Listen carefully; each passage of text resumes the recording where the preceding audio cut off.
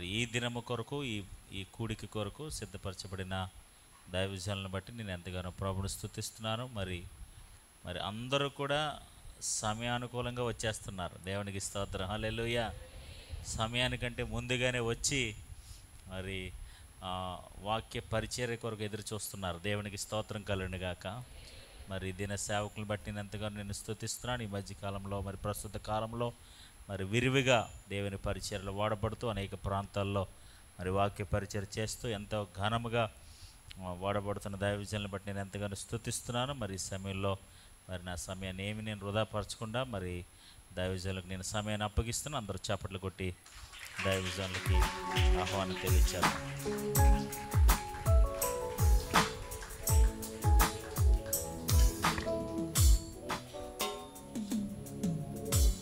Bible గ్రంథాలు తెరవండి. ఆదికాండ గ్రంథం 49వ అధ్యాయం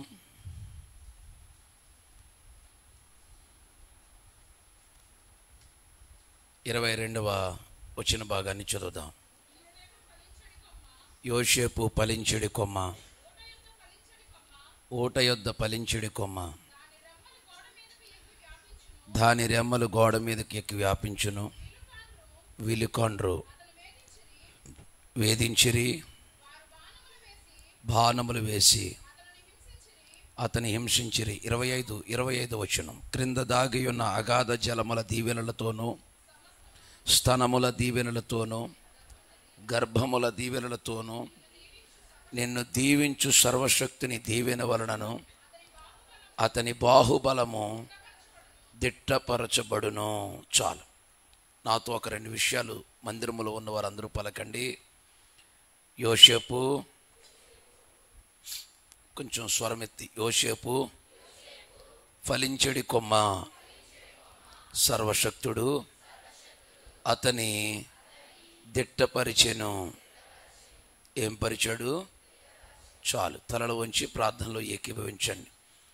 పరిశుద్ధుడు అయిన తండ్రి, సర్వోన్నతుడైన దేవ, ఘనుడా, గొప్ప దేవుడా, మీకు వందనాలు, స్తోత్రాలు చెల్లిస్తున్నాను. మా మంచి దేవుడు, మాతో ఉన్న ఇమ్మానుయేలు, పాటలు, ప్రార్థనలు, ఆరాధనల ద్వారా మీ నామానికి మహిమ తెచ్చుకున్నారు. ఈ సమయంలో నీ దీన సేవకుడైన నేను మీ వాక్యం విరిచి వడ్డించడానికి స్థలం ముందు నిలబడి ఉండగా మీ కరుణా కటాక్షము కలిగిన హస్తం మా మీద చాచి ఉంచండి. వాక్యం ద్వారా ప్రత్యేకించి మీరు మాతో మాట్లాడండి. బాబు, వాక్యాన్ని పట్టుకుని సిలువ చోటుకు వెళ్తున్నాను. నేను మరుగైపోతానండి, మీరే కనపడండి. నేను తగ్గిపోతూ మీ నామాన్ని హెచ్చిస్తూ మహిమ, ఘనత, ప్రభావాలు మీకే ఆరోపిస్తూ యేసుక్రీస్తు ప్రభుల వారి అతి శ్రేష్టమైన పరిశుద్ధ నామమున అడిగి వేడుకొనుచూ ఉన్నాను పరమ తండ్రి, ఆమెన్. క్షేమకరమైన ప్రయాణాన్ని ఇచ్చిన దేవాది దేవునికి మహిమ, ఘనత, ప్రభావాలు చెల్లిస్తూ ఈ రాత్రి రేపు పగటికి నన్ను ప్రేమతో ఈ స్థలానికి ఆహ్వానించిన దైవజనులు, అభిషక్తులు, అత్యంత ప్రియులు, యవన ప్రాయంలో దేవుని చేతిలో బహుబలంగా వాడబడుతున్న ఆత్మీయులు, మా తోటి జతమైన వారు బ్రహ్మామయ్య గారికి నా ప్రత్యేకమైన వందనాలు. సిస్టర్ గారికి కూడా నా ప్రత్యేకమైన వందనాలు. వారి తల్లి గారికి కూడా నా ప్రత్యేకమైన వందనాలు తెలియచేస్తున్నాను.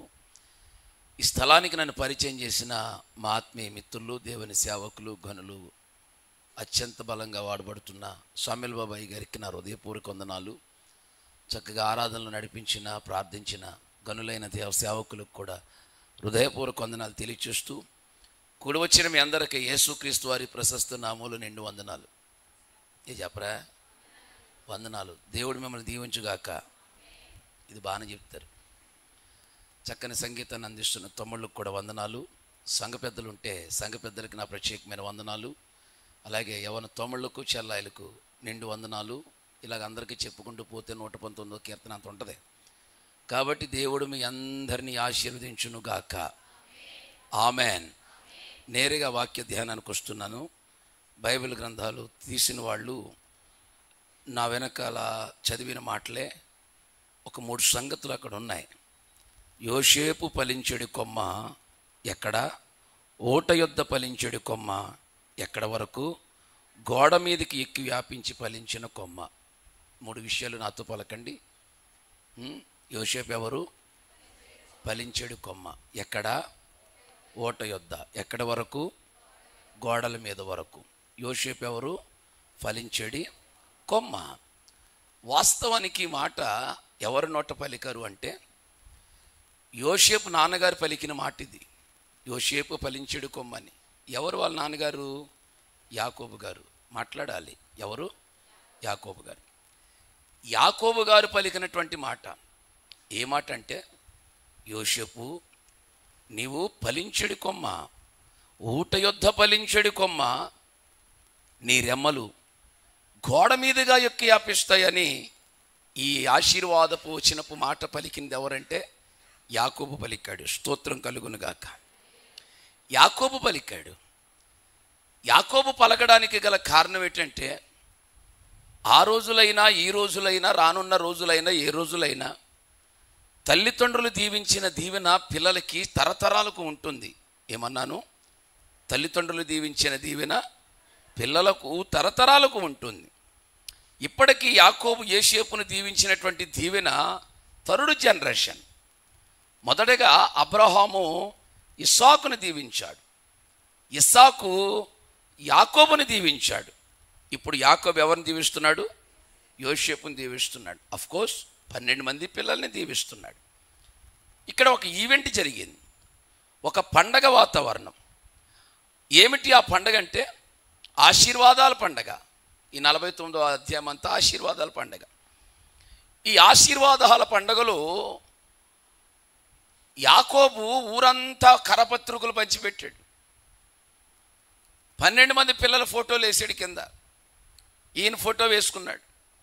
ఊరంతా పంచిపెట్టి అంటున్నాడు, నేను నా 12 మంది పిల్లల్ని దీవిస్తున్నాను, ఆ వేడుక చూడడానికి ఆయా ప్రదేశాల్లో ఉన్న వారు రండి అన్నాడు. ఈ వేడుక చూడడానికి ఈ 12 మందిని ఎలాంటి దీవెనిస్తాడో చూడడానికి ఆయా ప్రదేశాల్లో నుండి ప్రజలందరూ కూడా చూడడానికి వచ్చారు, పండగ చూడడానికి. సరే, అది కొండ ప్రదేశం. కొండ ప్రదేశంలో చిన్న గ్రౌండ్ ప్రాంతం, ఖాళీ ప్రదేశం. ఆ ఖాళీ ప్రదేశంలో యాకోబు చెక్క కుర్చీ వేసుకున్నాడు. ఓదారంగు వస్త్రాలు ధరించాడు యాకోబు. చేతిలో ఒక కర్ర, చక్కని గెడ్డం, మెడలో ఒక కండువ. ఇది అక్కడ ఉన్నటువంటి వాతావరణం. 12 మంది పిల్లలు ఆ ఎదురుగా నిలబడ్డారు. యాకోబేమో కుర్చీలో కూర్చున్నాడు. ఏ దీవెనైతే ఇస్తాడో చూడ్డానికి వచ్చిన వేలాది మంది కొండల మీద, గుట్టల మీద, చెట్ల మీద కూర్చొని చూస్తున్నారు. సమయం రానే వచ్చింది, 12 మంది పిల్లల్ని దీవించాలి. యాకోబు ఒక్కొక్కరిని పిలుస్తున్నాడు. పెద్దోడు వచ్చాడు, రూబేన్ రా నిన్ను దీవిస్తాను. మోకరించాడు. మోకరించి కళ్ళు మూసుకుని 2 చేతులు ఇలాగెత్తి, బ్లెస్ మీ డాడ్, నన్ను దీవించన్నాడు. అప్పుడు దీవిస్తున్నాడు ప్రజలందరూ చూస్తుండగా. రూబేను, నువ్వు నా పెద్ద కుమారుడివి, నా అతిశయము నీవే, నా బలము నీవే, కానీ దీవిద్దాం అనుకున్నాను రా, నువ్వు నీ తండ్రి మంచం ఎక్కువ, అందుకని నువ్వేమైపోతావు తెలుసా, కదిలే నీళ్ళుగా ఉండిపోతావు అన్నాడు. కాస్త ఫీల్ అయ్యి పక్కకి వెళ్ళాడు. ఒరే లేవి, సిమియోన్ వచ్చారు, మోకరించారు, బ్లెస్ మీ డాడీ అని అడిగారు. మీరు కూడా నాకు చాలా ఇష్టమైన పిల్లలు రా, కానీ మీ చెల్లెల కోసం హత్యలు చేశారు మీరు, అందుకని మీ కత్తులు హింసాత్మకమైనవి అన్నాడు. వాళ్ళు కాస్త బాధపడి పక్కకు పోయారు. యోధా వచ్చాడు, మోకరించాడు, బ్లెస్ మీ డాడ్ అన్నాడు. యోధా, నీ సహోదరులు నిన్ను స్తుతిస్తారన్నాడు.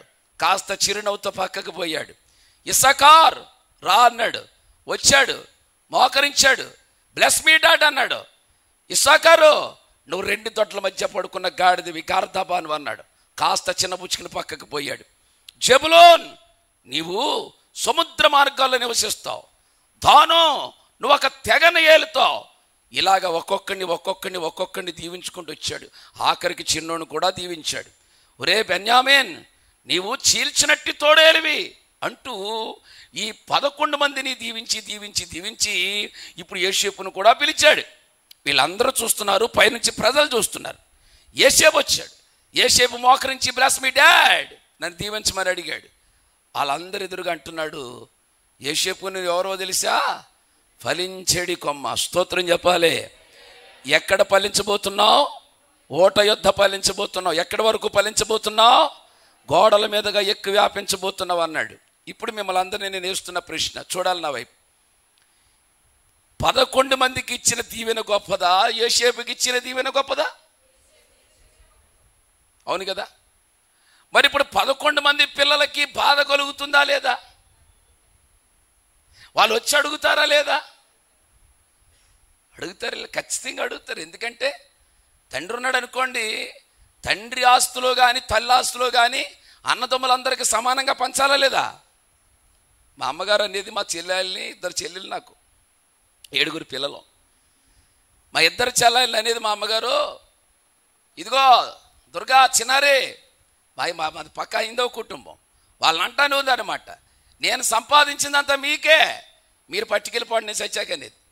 నిజంగా మా అమ్మ చనిపోయింది.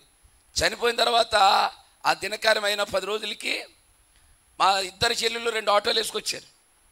2 ఆటోలు వేసుకొచ్చారు. మా భార్య పిల్లలతో చెప్పాను, తర్వాత మా మరదలతో చెప్పాను, ఇంటికి పెద్దోడు నేను, వాళ్ళ అమ్మ సరుకు లేదు పట్టుకెళ్తాను, సరే మాట్లాడకండి మీరు హెల్ప్ చేయండి అన్నాను. 2 ఆటోలు నిన్న సర్దేశారు, గిన్నె తెపాల మొత్తం మీద సర్దేశారు. చివరికి వీళ్ళిద్దరికీ గొడవ ఎక్కడ వచ్చిందంటే చీపురుగట్ట దగ్గర వచ్చింది. చీపురుగట్ట దగ్గర వచ్చింది గొడవ. ఇంతకే చీపురుగట్ట దగ్గర గొడవ ఏంటి? మా అమ్మ తుడిచింది కాబట్టి ఈ చీపురుగట్ట నేను అట్టుకెళ్తాను, మా ఇంట్లో చీపురుగట్ట ఉంటే మా అమ్మ ఉన్నట్టే అంది మా పెద్దది. మా చిన్నది అందే మా అమ్మ చేతులతో తుడిచింది కాబట్టి ఇది నేను అట్టుకెళ్తాను అంది. ఈ గొడవ ఆ గొడవ కాదు, పెద్దని దగ్గరికి వెళ్దాం, ఎవడికి తాడికి అన్నారు. సరే వీళ్ళిద్దరూ వచ్చి అడుగుతున్నారు నన్ను. కూర్చున్నాను, అన్నయ్య ఈ చీపురు గట్ట నేను పట్టుకెళ్తాను. నేను అన్నాను, అమ్మ ఈనులు చీపురు కదా, ఎవరొకరు పట్టుకెళ్ళండి, ఎందుకు వచ్చిన గొడవ అన్నాను. లేదన్నయ్య అమ్మది కాబట్టి ఎవరో ఒకరి దేవాలి నువ్వు చెప్పంది. అప్పుడు నేను అన్నాను, మీ ఇద్దరికి తేలి గొడవ కాదు ఇది, మీరు ఖాళీగా కూర్చి నా తాడు ఇప్పండి, ఆ చీపురు పొలాలు ఉన్నాయో లెక్కెట్టండి, ఎన్ని వచ్చినా లెక్కెడితే సరి సమానం చేసి నీకు ఇస్తాను, సిరిసగం గొడవ లేకుండా పట్టుకెళ్తాం అనుకున్నారు. అప్పుడు వీళ్ళిద్దరూ ఆలోచించుకుని, మనం ఇన్ని ఎట్టుకెళ్తున్నాం కదంటే మనం ఎక్కడ లెక్కెడతామో ఈ చీపురు గట్ట అన్నయ్యకి ఇచ్చేద్దామన్నారు. మీకు అర్థమైందా? ఇంతకీ చీపురు గట్ట ఎవరికి ఇచ్చారు? నాకు ఇచ్చారు. అమ్మా నేను పైలోకి చూసి, ఇంతకీ నాకు చీపురు గట్ట ఇచ్చావా అని ఫీల్ అయ్యాను. ఎందుకు మాట అన్నానంటే, ఆస్తులో భాగమైన ఆశీర్వాదాల్లో భాగమైన సమానంగా ఇవ్వకపోతే ఊరుకోరు పిల్లలు.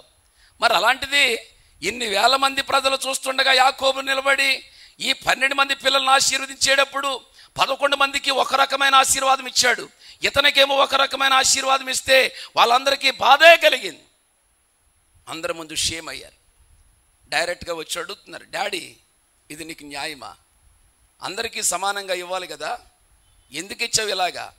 మాకేమో తోడేలు ఒకడినన్నావు, గార్ధాబం అని ఒకడినన్నావు, చలించే నీళ్ళు అని ఒకడినన్నావు, ఇసుకరేణిలో ఉంటామని కొంతమంది అన్నావు, చీల్చినట్టు తోడేలు అన్నావు. ఒక్కొక్కడిని ఒక్కొక్క రకంగా దీవించి యోసేపునేమో ఫలించేడు కొమ్మంటున్నావు, ఇది ఎక్కడ న్యాయమని అడిగారు. అప్పుడు యాకోబు చెప్పిన సమాధానమే ఈ రాత్రి నా ప్రసంగాంశం. ఏ సమాధానం చెప్పాడు తెలుసా? ఒరే మీ 11 మంది అడుగుతున్నారు, తప్పేమీ లేదు, కానీ యోసేపు ఫలించేడు కొమ్మని దీవించడానికి గల కారణం ఉంది. ఆ కారణం ఏంటో కింద ఉంది, చదవండి. విలుకాండ్రు అతని వేధించిరి, బాణములు వేసి అతని హింసించిరి. ఆ మాట అందరూ చదవండి, అందరూ కలిసి చదవండి. విలుకాండ్రు అతని వేధించిరి, బాణములు వేసి హింసించిరి, వేధించిరి. పిల్లలు గట్టిగా చదవండి ఆ మాట, చెప్పండి. హింసించిరి, వేధించిరి, ఈ 2 పట్టుకోండి. యోసేపుని ఏం చేశారు వీళ్ళు? వేధించారు, హింసించారు. అంటే ఇప్పుడు యోసేపు ఫలించెడు కొమ్మ అన్న బ్యాక్గ్రౌండ్లో ఏం కనబడుతుందంటే వేదనలు ఉన్నాయి, హింసలు ఉన్నాయి. వింటున్నారా? వేదనలు ఉన్నాయి, హింసలు ఉన్నాయి. విశేషం నేను చదువుతుంటే నాకు నేనే బలపరచబడ్డానండి. యోసేపు ఫలించెడు కొమ్మ అని పిక్చర్ బాగా కనబడుతుంది. పచ్చని చెట్టు కనిపించింది, పక్కన నీళ్ళ ఊట ఉంది, ఆ పక్కన ఎత్తైన గోడ ఉంది, ఆ నీళ్ళ ఊట పక్క నుంచి ఈ కొమ్మ రెమ్మలుగా సాకి సాకి గోడల మీదకి ఎక్కుతుంది. వండర్ఫుల్ పిక్చర్, ఇమేజ్ బాగుంది. ఆ ఇమేజ్ బాగున్న తర్వాత వీళ్ళందరికీ అదే కనిపిస్తుంది. కానీ యోసేపుని చూసిన యాకోబు అన్నాడు ఈ 11 మందితో, ఒరే మీ ఎవరిని మీ తమ్ముడిని దీవించానని మీరు అందరూ ఫీల్ అవుతున్నారు, కానీ ఆ దీవెన వెనకాల ఆనందం లేదురా. మీకులాగా సంతోషంగా బతకలేదు యోసేపు, మీకులాగా ఏసీలో బతకలేదు యోసేపు. అతని వెనకాల వేదనలు ఉన్నాయి, అతని వెనకాల హింసలు ఉన్నాయి. అయితే ఈ మాట చెబుతున్నాను వినండి, ఆ వేదనల మధ్యలో హింసల మధ్యలో యోసేపు ఎవరో? ఫలించేడి కొమ్మ. ఎత్తుగట్టిగా చప్పళ్ళు కొట్టి సంతోషిస్తూ, ఆ వేదనల మధ్యలో హింసల మధ్యలో యోసేపు ఎవరో? గట్టిగా చెప్పండి నోరు తెలిసి. ఫలించేడి కొమ్మ. అన్న మీరు కూడా చెప్పండి, వేదనల మధ్యలో హింసల మధ్యలో యోసేపు ఎవరో? ఫలించేడు కొమ్మ. అయితే ఈ రాత్రి ఈ వాగ్దానాన్ని బట్టికెళ్ళండి. మొదటి రాత్రే ఈ సంవత్సరం నిన్ను యాదనల మధ్యలోనే దీవించబోతున్నాడు, హింసల మధ్యలోనే నా దేవుడు దీవించబోతున్నాడు. ఎలా ఎలా ఎలా? అతను గోడ మీద దాకా ఎక్కి వెళ్ళేటప్పుడు ఎలా తట్టుకున్నాడు? ఈ బాధలన్నీ, వేదనలు ఎలా తట్టుకున్నాడు? హింసలు ఒక యోసేపు ఎలా తట్టుకున్నాడు? కాస్త ఆలోచిస్తే అసలు రహస్యం 25వ వచనంలో దొరికింది నాకు. సర్వశక్తుడు అతనిని దిట్టపరిచును అని ఉంది అక్కడ. చెప్పండి చెప్పండి. సర్వశక్తుడు అతని బాహుబలమును దిట్టపరిచును. పలకండి నాతో ఆ మాట. సర్వశక్తుడు అతనిని దిట్టపరిచెను. నేను చెప్పిన తర్వాత చెప్పండి. సర్వశక్తుడు అతన్ని దిట్టపరిచెను. చేయి పైకెత్తండి అన్న, కుడి చేయి పైకెత్తండి. అందరూ కుడి చేయి పైకెత్తండి అన్న. మీరు అందరూ చెప్పాలి, సర్వశక్తుడు అతనిని. చెప్పండి, ఇంకా గట్టిగా చెప్పండి. సర్వశక్తుడు అతనిని దిట్టపరిచెను. దిట్టపరిచెను. కొంచెం దిట్టంగా చెప్పండి. దిట్టపరిచెను. ఈ సంవత్సరం వేదనల మధ్యలో హింసల మధ్యలో నా సర్వశక్తుడైన దేవుడు నిన్ను దిట్టపరచును గాక. కొట్టు బిగ్గరగా చప్పట్లో. ఈ సంవత్సరం దిట్టపరచును గాక. శ్రమల మధ్యలో దిట్టపరచబోతున్నావు, వేదనల మధ్యలో దిట్టపరచబడబోతున్నావు. నేనెట్టుకున్నాను ఈ కూడికలకు పేరు దిట్టపరిచే కోటాల. నీ బాధలతో వచ్చావుగా, తట్టుకోవడానికి నా దేవుడు దిట్టపరచబోతున్నాడు. ఆమె చెప్పండి. యోసేపు ఫలించాడు కొమ్మే. కానీ ఈ వేదనల మధ్యలో హింసల మధ్యలో ఎలా, ఎందుకు అతడు అంత ఔన్నత్యంగా వర్ధిల్లాడు? అతనిని ఎవరు ఓదార్చారు? ఎవరున్నారయ్యా అతని బ్యాక్గ్రౌండ్లో అంటే సర్వశక్తుడు ఉన్నాడు. ఆమెన్ చెప్పాలి. ఎవరున్నారు? వేదనల మధ్యలో ఎవరున్నారు?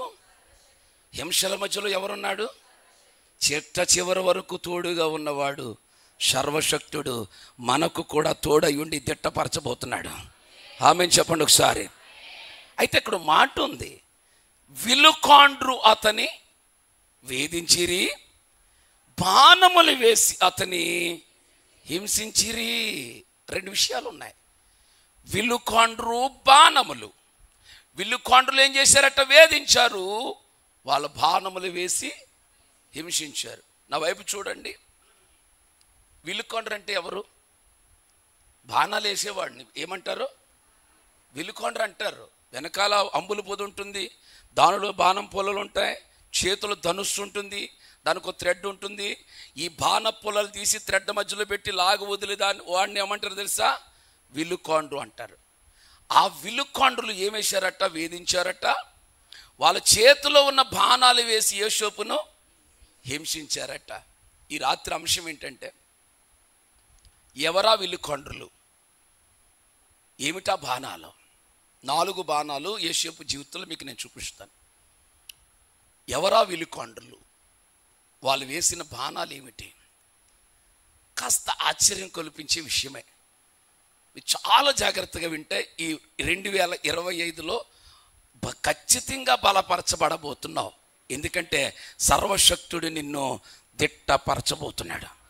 ఆమెను చెప్పండి ఒకసారి. ఎవరా విలుకాండ్రులు? వేసిన బాణాలు ఏంటి చూపిస్తాను. అది ఆదికాండ గ్రంథం 37వ అధ్యాయం 11వ వచనం. ఆదికాండ గ్రంథం 37:11. అతని సహోదరులు అతని యందు అసూయపడిరి. ఈసారి అందరూ కలిసి చదవండి.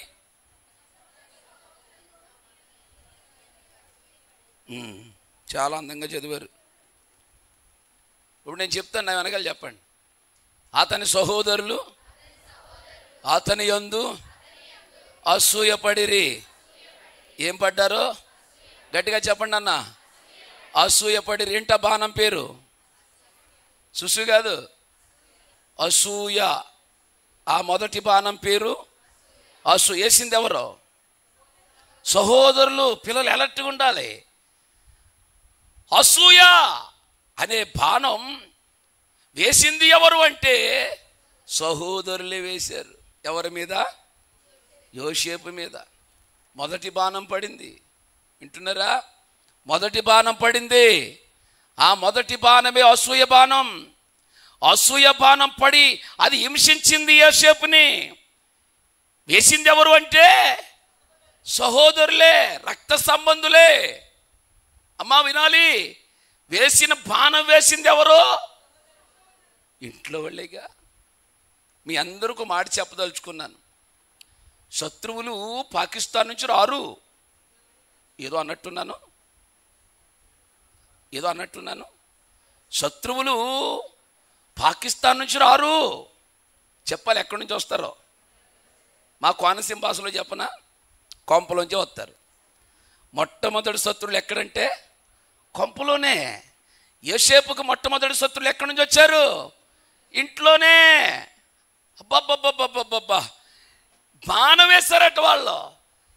వేసిన బాణం అసూయ బాణం అయితే అసూయ బాణం యోసేపుని హింసించిందట, వేధించారట. నాకేమనిపిస్తుందో తెలుసా? ఆ వేసిన బాణం అసూయ బాణమైన అసూయ మధ్యలోనే నా దేవుడు ఫలించేడి కొమ్మగా యోసేపుని చేశాడు. తట్టుకునే శక్తి ఇచ్చి తిట్టపరిచాడు. హల్లెలూయా చెప్తాం గట్టిగా. ఈ రాత్రంతా యాక్టివ్నెస్ ఉండాలి. ఆమేన్ చెప్పాలి ఒకసారి. ఆమేన్. అసూయ బాణాల మధ్యలోనే యోసేపు ఫలించేడు కొమ్మ. అసలు ఎందుకు వచ్చింది అసూయ? వాళ్ళ అన్నయ్యలకే అసూయ వచ్చిందట. బైబిల్ ఆ చివరి నుంచి ఈ చివరి వరకు ఇదే ప్రాబ్లం. ఇంట్లో వాళ్ళకే వచ్చింది మొట్టమొదటి అసూయ. వింటున్నారా? హేబేలు అర్పణ దేవుడు అంగీకరించాడని అసూయ కలిగింది ఎవరికే? కయ్యనెవడో? ఇంట్లో వాడే. ఈ ఆడవాళ్ళందరూ పొగిడారని సొంత మామగారికి అసూయ కలిగింది దావీదు మీద. ఎవరో? సౌలుకి. నాట నుండి దావీదు మీద సౌలునకు విషపు చూపు కలిగెను. మీకు కాస్త మొహమాటం ఎక్కువే. లోపల చూసు అంటున్నారు, బయటకు కక్కండి. మీరు నేను మాట్లాడుకుంటే పాఠం బయటకు వస్తుంది. ఏం ఫీల్ అవ్వకండి, నేను ఫ్రీగా ఉంటాను. కాసేపు అలవాటు అయిపోయింగా అన్ని విషయాలు సూటిగా మాట్లాడేస్తాను. జాగ్రత్త.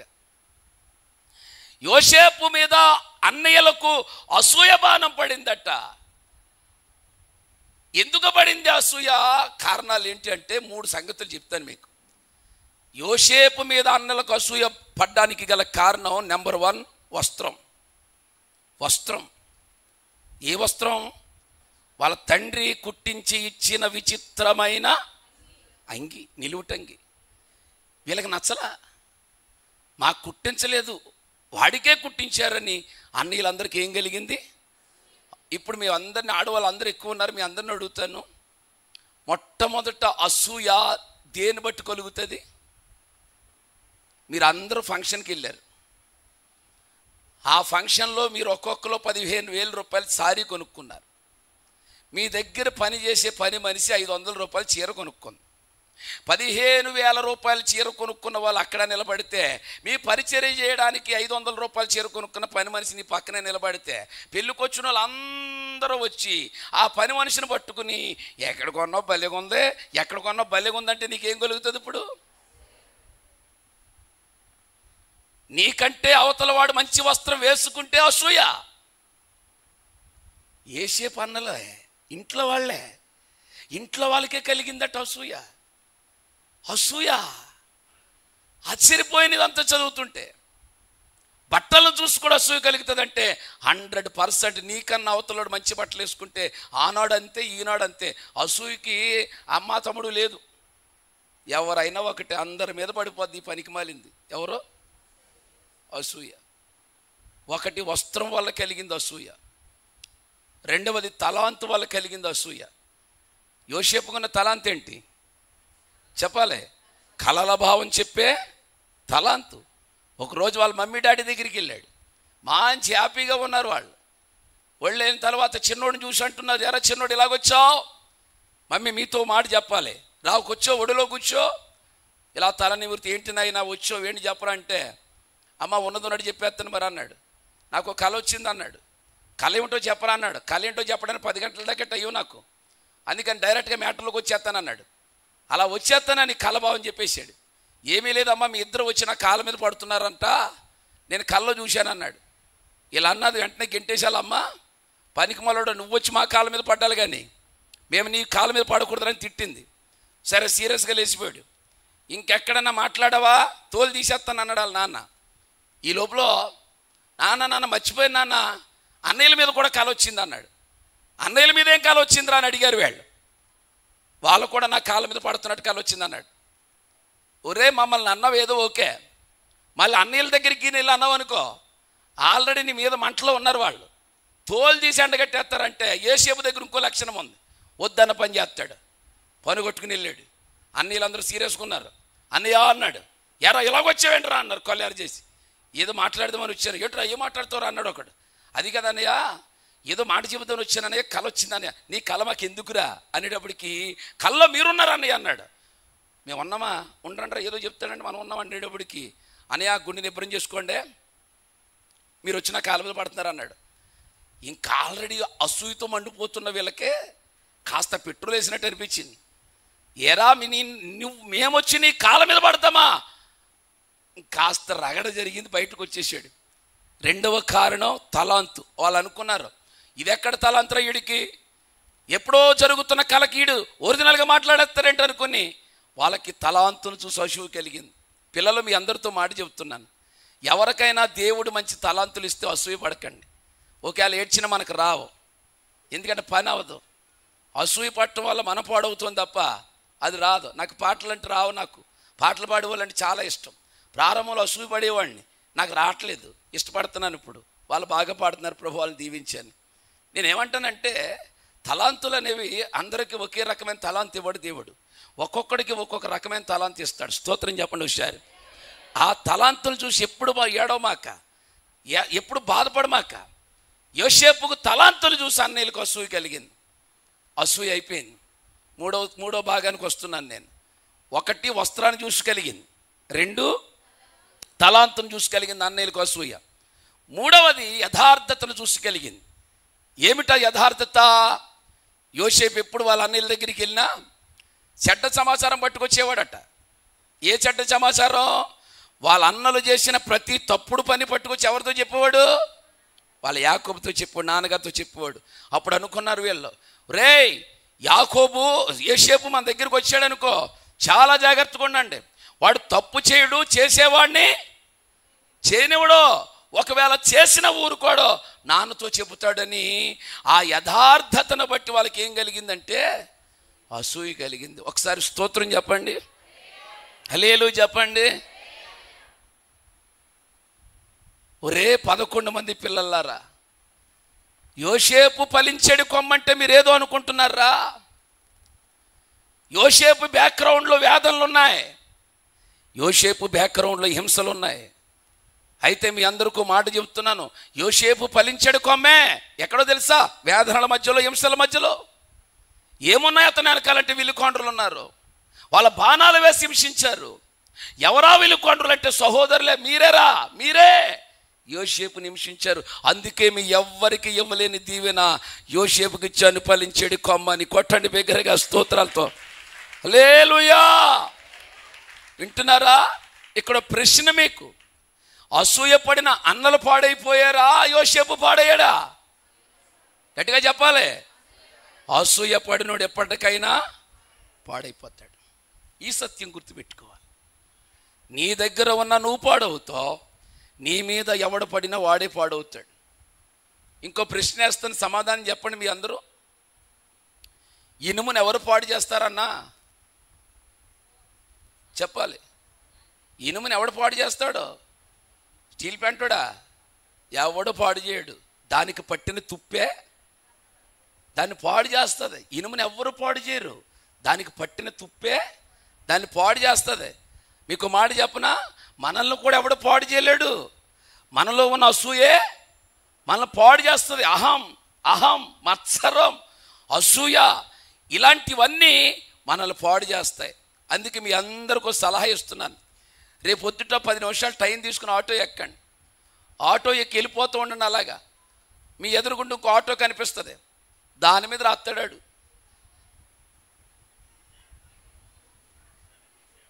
మాట్లాడరేటల్లో దాని మీద రాస్తాడు ఆటో. మా అన్నయ్య ఏమని, నన్ను చూసి ఏడవకు. ఇంకోటి, నీ ఏడిపే నా ఎదుగుదల. ఇంకోటి, అందరూ బాగుండాలి అందులో.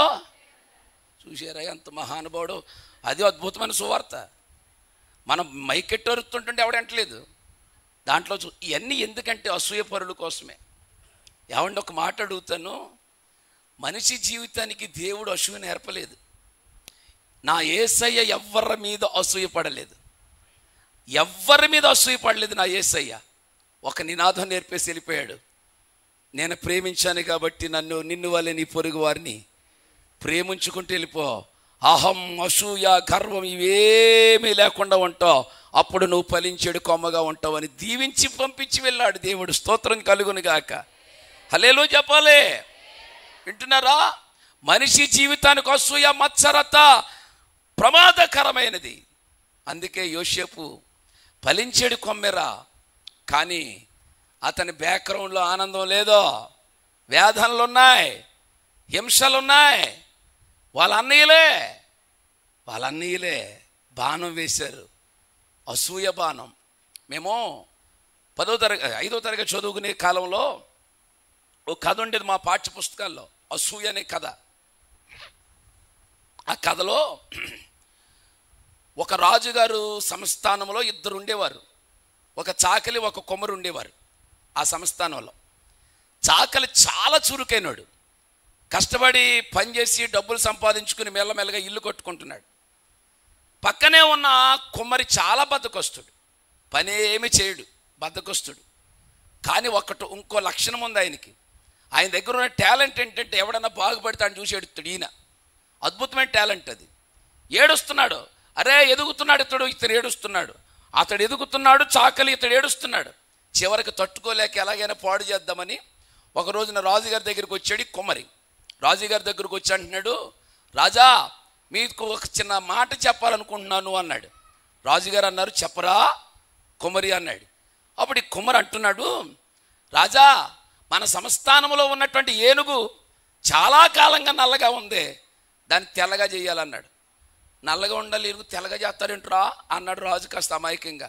ఊరుకో రాజా, ఎందుకు చేయరు రాజా, దాన్ని ఎవడ ఉతకట్లేదు కానీ కాబట్టి నల్లగా ఉందే, ఉతికెత్తే తెల్లగా అయిపోద్ది అన్నాడు. దేన్ని మాట్లాడండి?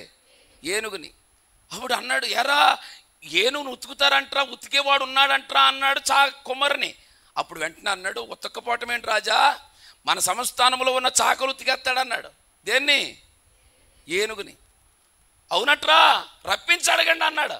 రప్పించి అడగండి అంటే చాకలి వచ్చాడు, నిలబడ్డాడు. ఏరా చాకలి, నీకు పని చెబుతున్నాను చెయ్యాలిరా అన్నాడు. చెప్పండి రాజా అన్నాడు. ఏమీ లేదురా, కొన్ని కాలం నుంచి మన సంస్థానంలో ఉన్న ఏనుగు ఎంతకాలం చూసినా అలాగనే ఉంటుంది, దాన్ని తెల్లగా చేయాలిరా అన్నాడు. మనసులో అనుకున్నాడు, ఇది బుర్ర ఉందా లేదు వీడికి, నల్లటి ఏనుగుని తెల్లగా చేస్తాడు ఎవడని అనుకుని, రాజా నల్లగా ఉన్న ఏనుగుని ఎవడో తెల్లగా చేయలేడంటే, ఎందుకు చేయలేరురా, అవుతుందంట కదా అన్నాడు. ఎలాగవుతుందండి అన్నాడు. ఉతికెత్తే తెల్లగా అయిపోద్దంట కదా అన్నాడు. ఏంటి ఏనుగుని ఎవడని ఉతుకుతాడా అంటే, నువ్వే ఉతుకుతావంట కదా అన్నాడు. అంటున్నారు, ఎవడు చెప్పారు అన్నాడు. ఈడుగో మా కుమ్మరి చెప్పాడు అన్నాడు.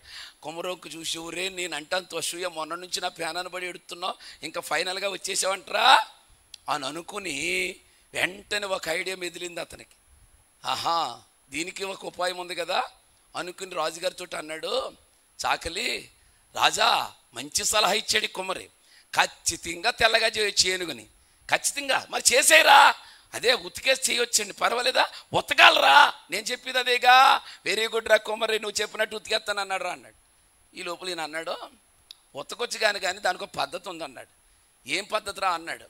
ఏమీ లేదండి, బట్టలు కనుక నల్లగా అయిపోయి అనుకోండి, వదలట్లేదు అనుకో, ఉడకేసి ఉతుకుతాము, చాలా కాలం నుంచి ఏనుగు నల్లగా ఉంది కాబట్టి దాన్ని కూడా ఉడకేసి ఉతికితే తెల్లగా వస్తుంది అన్నాడు. ఉతికే అంటున్నాడు రాజుగారు. మీకు అసలు అర్థం కావట్లేదు రాజా, మరి ఉతకాలంటే ఉడకబెట్టాలి, నా దగ్గరేమో బట్టలు ఉడకబెట్టే బాగానే ఉంది తప్ప, మాట్లాడరేంటి మీరు, ఏనుగును ఉడకబెట్టే బాణ నా దగ్గర. ఒరే నీ సమస్య ఏనుగును ఉడకబెట్టే బానేనా? అదే సార్, మీరు బానిస్తే కనుక నేను ఉడకబెట్టేస్తాను అన్నాడు.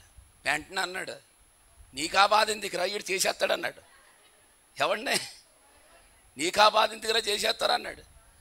ఇంకా కంఠంలో అలక్కే పడినట్టు పడిపోయింది అతనికి.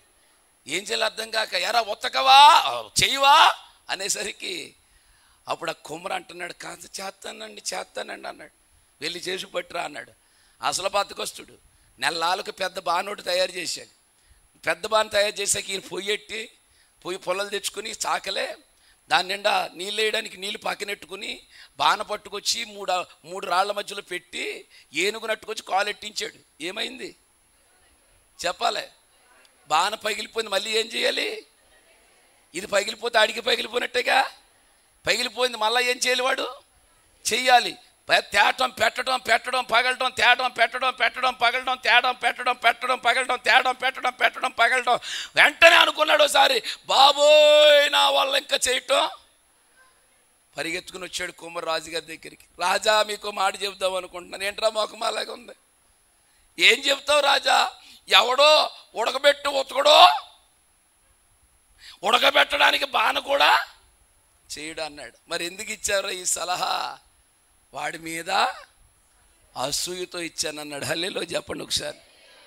ఈ కథలో నీతి ఏంటంటే, రాజుగారి కోపం వచ్చింది వాడి మీద.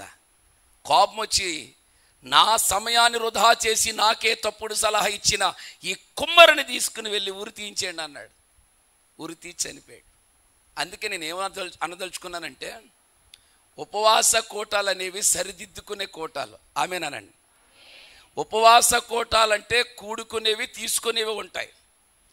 దేవుని సన్నిధిలో మీరు అన్నం మానారా, భోజనం మానారా, మందిరంలో ఉన్నారా, బయట ఉన్నారా అనేది పక్కన పెడితే, ఏది నిషిద్ధమైన ఉన్నావో, బాధ పెట్టే ఉన్నావో అవి తీసేసుకుంటేనే నిజమైన ఉపవాస కూడికలు అవి. చప్పళ్ళు కూడా సంతోషించండి. నువ్వు తీసేసుకోవటమే, నీకు పనికిరాని దున్నడానికి వీల్లేదు. అసూయ అనేది నీ దగ్గరికి వచ్చిందా, ఎప్పటికైనా నిన్నే కాల్చేస్తుంది. అది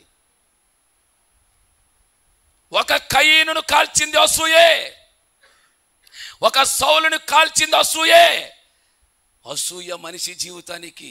అందుకే చెప్పాడు, మత్సరము నీ ఎముకలకు కుళ్ళు. ఎవడైనా బాగుంటే సంతోషించండి, మనల్ని చూసి దేవుడు సంతోషిస్తాడు. హల్లెలూయా చెప్పాలి ఒకసారి.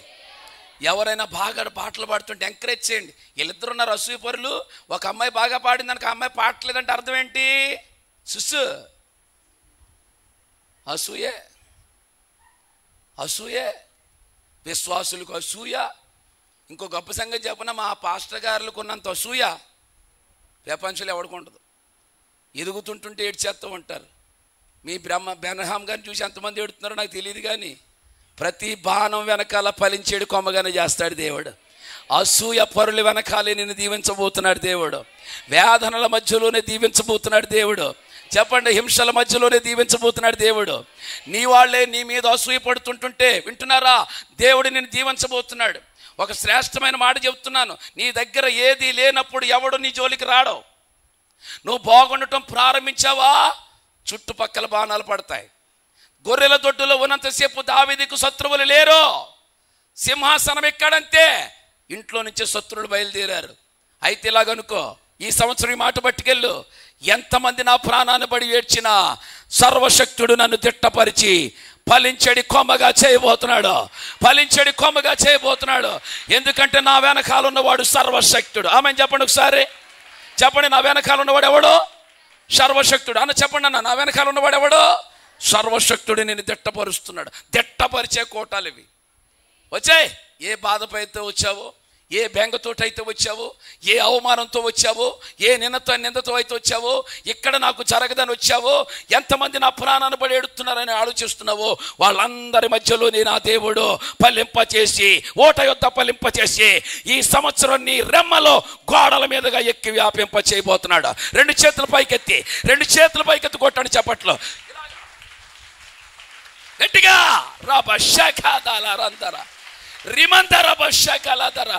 ఈ అసూయ బాణాల మధ్యలో నా దేవుడు మిమ్మల్ని దిట్టపరచునుగాక. ఆమేన్. మొదటి బాణం, ఈ బాణం అసూయ బాణం. పిల్లలు ఎలర్ట్గా ఉండాలి. మొదటి బాణం ఎవరు వేశారు? సహోదరులే. రెండో బాణం దగ్గరికి వస్తున్నాను నేను. ఈ రెండో బాణం దగ్గరికి వచ్చే ముందు స్టోరీ అలా చెప్పుకుంటూ వచ్చి మధ్యలో బాణాలు యాడ్ చేస్తాను, ఓకేనా? కథ చక్కగా వినండి. వినకపోయినా విన్నట్టు నటించండి చక్కగా, అలాగా ఫీలింగ్ అనమాట. ఓ హా అనే ఫీలింగ్స్ కనిపించాలి నాకు. ఆ ఫీలింగ్స్ ఉంటే కథ బాగా వెళ్తుంది. అర్థమైందా? ఏదో పోగొట్టుకున్నట్టు ఆస్తిపోయినట్టు కానీ ఇంకెన్నాళ్ళ నుంచి ఆపరేషన్ అవ్వట్లేదు అంటగా కూర్చోమాక. చక్కగా హ్యాపీగా సంతోషంగా వినాలి వాక్యాన్ని. ఏ ఉపవాస కూటాల్లో నువ్వు నిజంగా భోజనం మానేసి కూర్చున్నావు అనుకో, వాక్యం అనే ఆహారం నీలో వెళ్ళాలంటే యాక్టివ్గా ఉండాలి, నీరసంగా ఉండకూడదు. మూలుగుతూ ఉంటే రోగం వస్తుంది, పాడుతుంటే రాగం వస్తుంది. ఏమన్నాను? మూలిగే కొలదే రోగం వస్తుంది, పాడే కొలదే అది. ఉన్నవాళ్ళు లేనివాళ్ళు ఆశీర్వాదకరంగా ఉండండి. ఈ మొదటి రోజే దేవుడు నిన్ను బలపరిచి దిట్టపరచబోతున్నాడు. గట్టిగా స్తోత్రం చెప్పాలి ఒకసారి. బైబిల్ అంతా అంతే, బైబిల్ అంతా అసూయతోటే ముగిసిపడిపోయింది. సరే, దాన్ని పక్కన పెడితే రెండో బాణం దగ్గరికి వస్తున్నాను. మొదటి బాణం సహోదరులు వేశారు. 11 మందితో చెప్తున్నాడు, ఒరే యోసేపు దీవెన వెనకాల విలుకొండలు ఉన్నారు, వాళ్ళు మీరే. అందుకే ఎవడికి వెళ్ళిన ఆశీర్వాదం యోసేపుకి ఇస్తున్నాను. తండ్రి చెప్తున్నాడు. సెకండ్ బాణం దగ్గరికి వస్తున్నాను. ఒకరోజు నా అన్నయ్యలు ఎలా ఉన్నారో చూడటానికి వెళ్ళాడు. సరే, పలానా చోట ఉన్నారని చెప్పారు. ఉదాహరణకి మాధవపట్నంలో ఉన్నారనుకుని వెళ్ళాడు. అక్కడ లేరు. సరే వెళ్ళండి అయితేనే, సర్పవరంలో ఉన్నట్టు ఉన్నారని చెప్పేసరికి బయలుదేరి వచ్చాడు. అన్నయ్యలు కనిపించారు. అదిగదిగో అల్లంత దూరం అన్నయ్యలు ఉన్నారు. చాలా ఆనందంగా ఫీల్ అవుతున్నాడు తమ్ముడు. ఈలోగా దూరం నుంచి చూసిన వీళ్ళు అనుకుంటున్నారు, ఒరే కలలుగనేవాడు వస్తున్నాడు రా. దాంట్లో ఒకడన్నాడు, వాడి మీద మొన్న నుంచి మండిపోతుందిరో, వాడిని చంపేయాలరా, చంపేద్దాం అన్నాడు. అసూయ ఎక్కడి దాకా తీసుకెళ్ళింది? చంపేటంత వరకు తీసుకెళ్ళింది. అప్పుడు ఒకడు అన్నాడు, వద్దురోయ్ చంపితే కేసు అయిపోద్దురో అన్నాడు. పోలీసులు వస్తారా అన్నాడు. పోలీసులు కాదు, డైరెక్ట్గా అంతకంటే గొప్పడు వచ్చేస్తాడు, యెహోవా వచ్చేస్తాడు. మరి నీకెలా తెలుసురా? మొన్నే కదా కయీను హేబేల్ ఇదే పొలంలో చంపేశాడు. పొలంలో చంపితే ఊరుకోడు దేవుడు. అతను చంపేసిన తర్వాత యెహోవా వచ్చాడు రా బాబు, కయీనా నీ తమ్ముడు ఎక్కడని అడిగాడు. అడుగుతుంటే కయ్యని చెప్పలేక కావలవాడినా అన్నాడు. డొక్కసించేస్తాను, వాడి రక్తం భూమిలోంచి మొదలు పెడుతుంది, నువ్వు చంపావు కదంటే హడిలిపోయాడు, శపించబడ్డాడు. ఇప్పుడు గనక మన తమ్ముడిని మనం చంపామా, కయ్యని గాడి పట్టిన గతే మనకు పడుతుందిరా. ఏం చేద్దామంటే 10 మంది ఉన్నారండి, ఎవడొకడు సలహా ఎవడా, గోతులో పారేద్దామన్నాడు. తీసుకెళ్ళి గోతులో పారేశారండి. నన్ను ఆకర్షించిన అద్భుతమైన విషయం చెప్పమంటారు. అక్కడ ఆ గుంటలో నీళ్లు లేవని రాశాడు పరిశుద్ధాత్మ దేవుడు. ఆమెను చెప్పండి, ఏమని రాశాడు? ఆ గుంటలో అవసరమా, ఈ మాట అక్కడ రాయటం అవసరమా అని కాస్త నేను ఆలోచిస్తే నాకు దొరికిన అద్భుతమైన సమాధానం ఏంటి తెలుసా? గుంటలో పారేసే వరకు దేవుడు అనుమతిస్తాడు, గుంటలో నీళ్లు లేకుండా చేసి తన మహిమను చాటుకుంటాడు. కొట్టండి, ఆలస్యం చేయకుండా అద్భుతంగా. గుంటలో పారేసే వరకు దేవుడు అనుమతిస్తాడు, గుంటలో పడిపోయిన తర్వాత తన మహిమను చాటుకుంటాడు. షడ్రకు మేషకు అబేద్నెగోలని అగ్ని గుండంలో వేసే వరకు అనుమతించాడు. అగ్ని వాసన అంటకుండా తన మహిమను చాటుకున్న దేవుడు. నోలు తెలుసు ఆమేనానండి. దానియేలును సింహాల గుహలో వేసేదాకా అనుమతించిన దేవుడు, సింహాలు ముట్టకుండా చేసి తన మహిమను చాటుకున్న దేవుడు. శ్రమలో వెళ్ళేదాకా దేవుడు అనుమతిస్తాడు.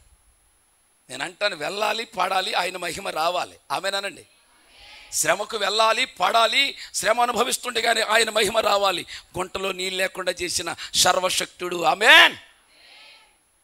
ఈలోగా మొన్న నుంచి ఉంది కదా వాళ్ళకి కసి, వస్త్రం మీద వస్త్రాన్ని లాగేసి దానికి రక్తం తగిలించి వాళ్ళ నాన్నకిచ్చి, నీ కొడుకుని ఏమన్నారు తమ్ముడు అనొచ్చుగా.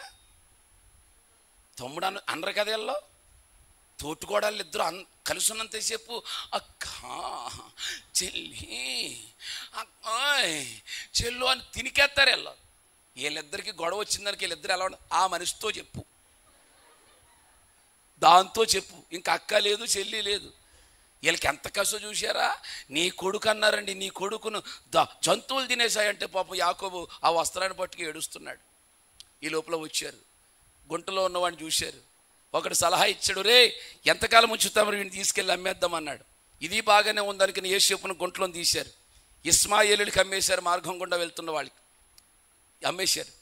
అమ్మేసిన తర్వాత ఇతనికి వస్త్రాలు లేవు, ఏదో ఒక నిక్కరేదో ఉండుంటుంది నా ఉద్దేశ ప్రకారం.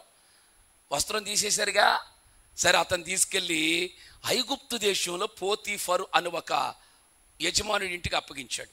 ఆయన పేరు పోతీఫర్. ఆయన యజమానుడు యోసేపు దాసుడు, ఆయన యజమానుడు యోసేపు బానిస. ఈ బానిసను వెలపెట్టుకున్నాడు యజమానుడు. కొన్న తర్వాత చక్కగా తిరుగుతున్నాడు. కాస్త జాలి పుట్టింది యజమానుడికి. యోసేపు ఇలారా, నీ సైజ్ ఎంత? ఓహో ఎక్సెల్ అనుకుంటాను, ఇలారా. సరే అని ఎక్సెల్ షర్ట్ కుట్టించి చక్కగా 42 సైజు కుట్టించి ఇచ్చాడు. చక్కగా ఇంట్లో తిరుగుతున్నాడు. మళ్ళీ ప్రేమ కలిగింది ఈ పోతీఫర్కి. యోసేపు ఇలా రారా అన్నాడు. వచ్చాడు, అయ్యగారు చెప్పండి, చేతులు కట్టుకున్నాడు. ఒరే నిన్ను చూస్తుంటే ముచ్చటేస్తుందిరా, నువ్వు బానిసగా ఉంటే నాకు ఇష్టం లేదురా. నా ఇంటి మీద అధికారంగా ఉంటావా? నీకు గృహ నిర్వాహకపు అధికారం ఇస్తాను ఉంటావంటే నాకెవరున్నారయ్యా? ఇస్తే ఖచ్చితంగా చూస్తానయ్యా. ఒరే ధాన్యపు లెక్కలు చూసుకోవాలి, చూస్తావా? చూస్తానయ్యా. నా ఇంటి లెక్కలని చూస్తావా? చూస్తానయ్యా అంటే ఎంత హ్యాపీ లైఫ్లో పడ్డాడు. తన్నితే బూర్లు గంపలు పడ్డట్టు పడ్డాడు. హ్యాపీగా గడిచిపోతుంది. గడిచిపోతూ చక్కగా తన జీవితాన్ని అన్నీ నమ్మకంగా గడిచిపోతున్నప్పుడు రెండో బాణం పడింది. ఏంటా బాణమో చూపిస్తాను. 39:7 ఆదికాండ గ్రంథం 39 అధ్యాయం 7వ వచనం. అటు తర్వాత అతని యజమానిని భార్య యోసేపు మీద కన్ను వేసి తనతో శయనించమని చెప్పెను. శోధన బాణం. పాయింట్ నెంబర్ 2 గట్టిగా చెప్పాలి. మీరు ఇందాక నుంచి సుష్ వస్తున్నాయి, నాకు సౌండ్ వినపట్లేదు.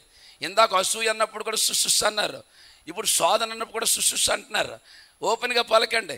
శోధన బాణం పడింది. వేసింది ఎవరు? పోతీఫర్ భార్య. పోతీఫర్ ఎవరు? యజమానుడు. యజమానుడు భార్య ఏమవుతుంది? యజమానురాలు. వేసిన విలుకొండ ఎవరు? యజమానురాలు. ఆమె వేసిన బాణం పేరేమిటి? శోధన బాణం. ఈ శోధన బాణం యోసేపుని ఏం చేసింది? హింసించింది. అబ్బా, అంత హింస వచ్చినా నా వైపు చూస్తున్నారా అన్నా? తమ్ముళ్ళు చూడండి, యోసేపును సమయం చూసుకుని తలుపులన్నీ మూసి యజమానురాలే, అన్నం పెట్టవలసిన ఆవిడే, ఆదరించవలసిన ఆవిడే, బాగోగులు చూసుకోవాల్సిన ఈమె యోసేపును పట్టుకుని అతని మీద కన్ను వేసి శోధించిందట, నాతో శయనించమని. యోసేపు లొంగాడా? వంగాడా? నిలబడిపోయాడంట అనుకున్నాను నేను. అబ్బా, ఎంత దిట్టంగా నిలబడ్డాడు. కారణం ఏంటంటే సర్వశక్తుడు అతనిని దిట్టపరిచాడు. కొట్టండి బిగ్గరగా చప్పట్లో. సర్వశక్తుడు అతన్ని దిట్టపరిచాడు. హల్లెలూయా చెప్పాలి ఒకసారి. ఆమేన్. ఇవాళ యవనస్తులు పాడైపోవడానికి బలహీనత. యోసేపు దగ్గర బలహీనత కనపడట్లే, బానిస దగ్గర బలహీనత లేదు. అన్నీ అమర్చిపెట్టి, సమయానికి పెట్టి, పుట్టినరోజుకి 10 డ్రెస్సులు కొనిపెట్టి, కాలేజీ ఫీజు కట్టి, బస్ ఫీజు కట్టి, టయానికి పెట్టి, తెల్లారిగట్లు లేపి పెట్టి, నేను పేసుంటుంటే మదం ఎక్కిపోయి ఎడుతున్నారు ఈ దినాల్లో. మదం ఎక్కిపోయి తల్లిదండ్రులు కాదనుకుని బలహీన పడిపోయి దాన్ని ప్రేమించి, దీన్ని ప్రేమించి, వాడిని ప్రేమించి, వీడిని ప్రేమించి నాశనం అయిపోయిన వాళ్ళు ఇవాళ కళ్ళకు వందలాది కనిపిస్తున్నారు. వందలాది కనిపిస్తున్నారు తమ్ముళ్ళు, చెల్లాయిలు. ఒక యోసేపుని నీ ఎదురుగుండా పెడితే తల్లిదండ్రుల దగ్గర లేరు చెప్పడానికి, అతనికి సేవకుడు లేడు చెప్పడానికి, అన్నదమ్ములు లేరు చెప్పడానికి. కానీ నేను మాట చెప్పనా, తన సౌశీల్యతను ఎక్కడా పోగొట్టుకోకుండా దిట్టంగా నిలబడ్డాడు. చూశారా? సర్వశక్తుడు అతని వెనకాల ఉన్నాడు. కొట్టండి బిగ్గరగా చప్పట్లు. శోధన బాణం పడినప్పుడు లొంగలేదు. చిన్న చిన్న వాటికి లొంగిపోతాం. అంతెందుకు, నీ సెల్ ఫోన్లోకి హాయ్ అని మెసేజ్ వచ్చిందా, వారం రోజులు పడుకో. ఎవడిట్టాడు బాబాయ్, ఎంత బాగున్నాడు. వెంటనే నీ సెల్ ఫోన్ పట్టుకెళ్ళి వాళ్ళ అమ్మ బాబుకి చూపించదు, వాళ్ళ ఫ్రెండ్కి చూపించదు. ఏవే భలే ఉన్నాడు, ఆ డీపీ ఎట్టినోడికి ఆడే బుర్ర ఉండదు. ఇంకా చూసుకో మురిసిపోయి యువతల వీళ్ళ ఫ్రెండ్ ఇచ్చే సలహా, నువ్వు కొడెట్టు, నువ్వు కొడెట్టు, నువ్వు కొడెట్టు, నువ్వు కొడెట్టు. హాయ్ అన్నట్టు యువతల నుంచి హాయ్ అని పెట్టి, వచ్చిందా? ఇంకా రాలేదు, చూడలేదు, ఇంకా డబల్ టిక్ రాలేదు. ఎంత నాశనం అయిపోతుందండి బాబు ఈ సెల్ ఫోన్ వచ్చాక. ఇంక హాయ్ అనేటప్పటికి ఇంకా చూసుకో, మళ్ళీ హాయ్ అని పెట్టి ఆడు ఊరుకుంటాడా? హలో అంటాడు, ఈవిడు ఊరుకుంటుందా? హలో అంటుంది, ఆడు ఊరుకుంటాడా? హౌవారి అంటాడు, ఈవిడు ఊరుకుంటుందా? ఫైన్ అంటుంది, ఆడు ఊరుకుంటాడా? హౌడు ఈడు అంటాడు, ఈడెవడో. తెల్లారిపోయేటప్పటికి ఈ సెల్ ఫోను వాట్సాప్లో ఒక టీ కప్పు పంపుతాడు ఈడు. ఆ టీ కప్పు పొగొచ్చి, ఎర్లీ మార్నింగ్ కాదు కదా, అప్పుడే పెట్టుంటాడు ఈడు, తెల్లారగట్టలు కదా, ఈడే లేచి పెట్టినట్టుగా దాంట్లో పెడితే ఈ తెంగరదే. వాస్తవాన్ని మా ఇంటికాడ జరిగింది చెప్తున్నాను. ఈ తెంగరది ఈ సెల్ ఫోన్ పట్టుకుని అట్టిట్టు చూసి, ఏది దేంట్లోని ఏంటి సెల్ ఫోన్లో టీ దిగెత్తవా? ఇలాంటి కప్పులాడు ఎంతమందికి ఎట్టుంటాడు వీడు? దీనికి తెలియక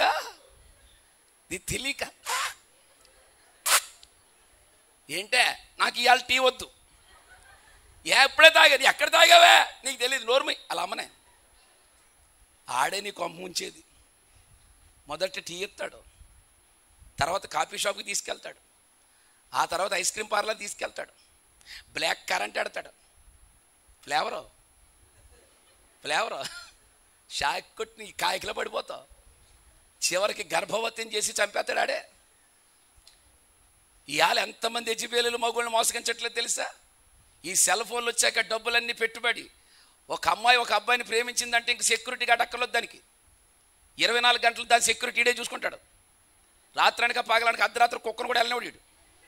మొత్తం సెక్యూరిటీ గార్డ్ ఈడే. బయటికి వెళ్తే కాల్ కింద అట్టినవాడు. అలా ఎలాగైనా ముసుకేసుకొని స్కాప్ కొట్టుకుని ఎక్కే ఆటో కాల్ ఇటో కాల్ వేసే ఈడి బాధ ఈడిది, దీని బాధ దీది. నాశనం ఐఫోన్ వాళ్ళు ఉన్నారండి ఇలాగా. దీనికి కారణం ఒక హాయ్ అనే మెసేజ్. హాయిగా ఉన్నప్పుడు వస్తుంది ఈ మెసేజ్ ఇదొకటి. అందుకే నేను హాయ్ అనే మెసేజ్ ఎవడని పెట్టను. ఎవడు పెట్టను బాబోయ్. ఎందుకోసమంటే మా అమ్మ చెప్పింది చిన్నప్పుడు.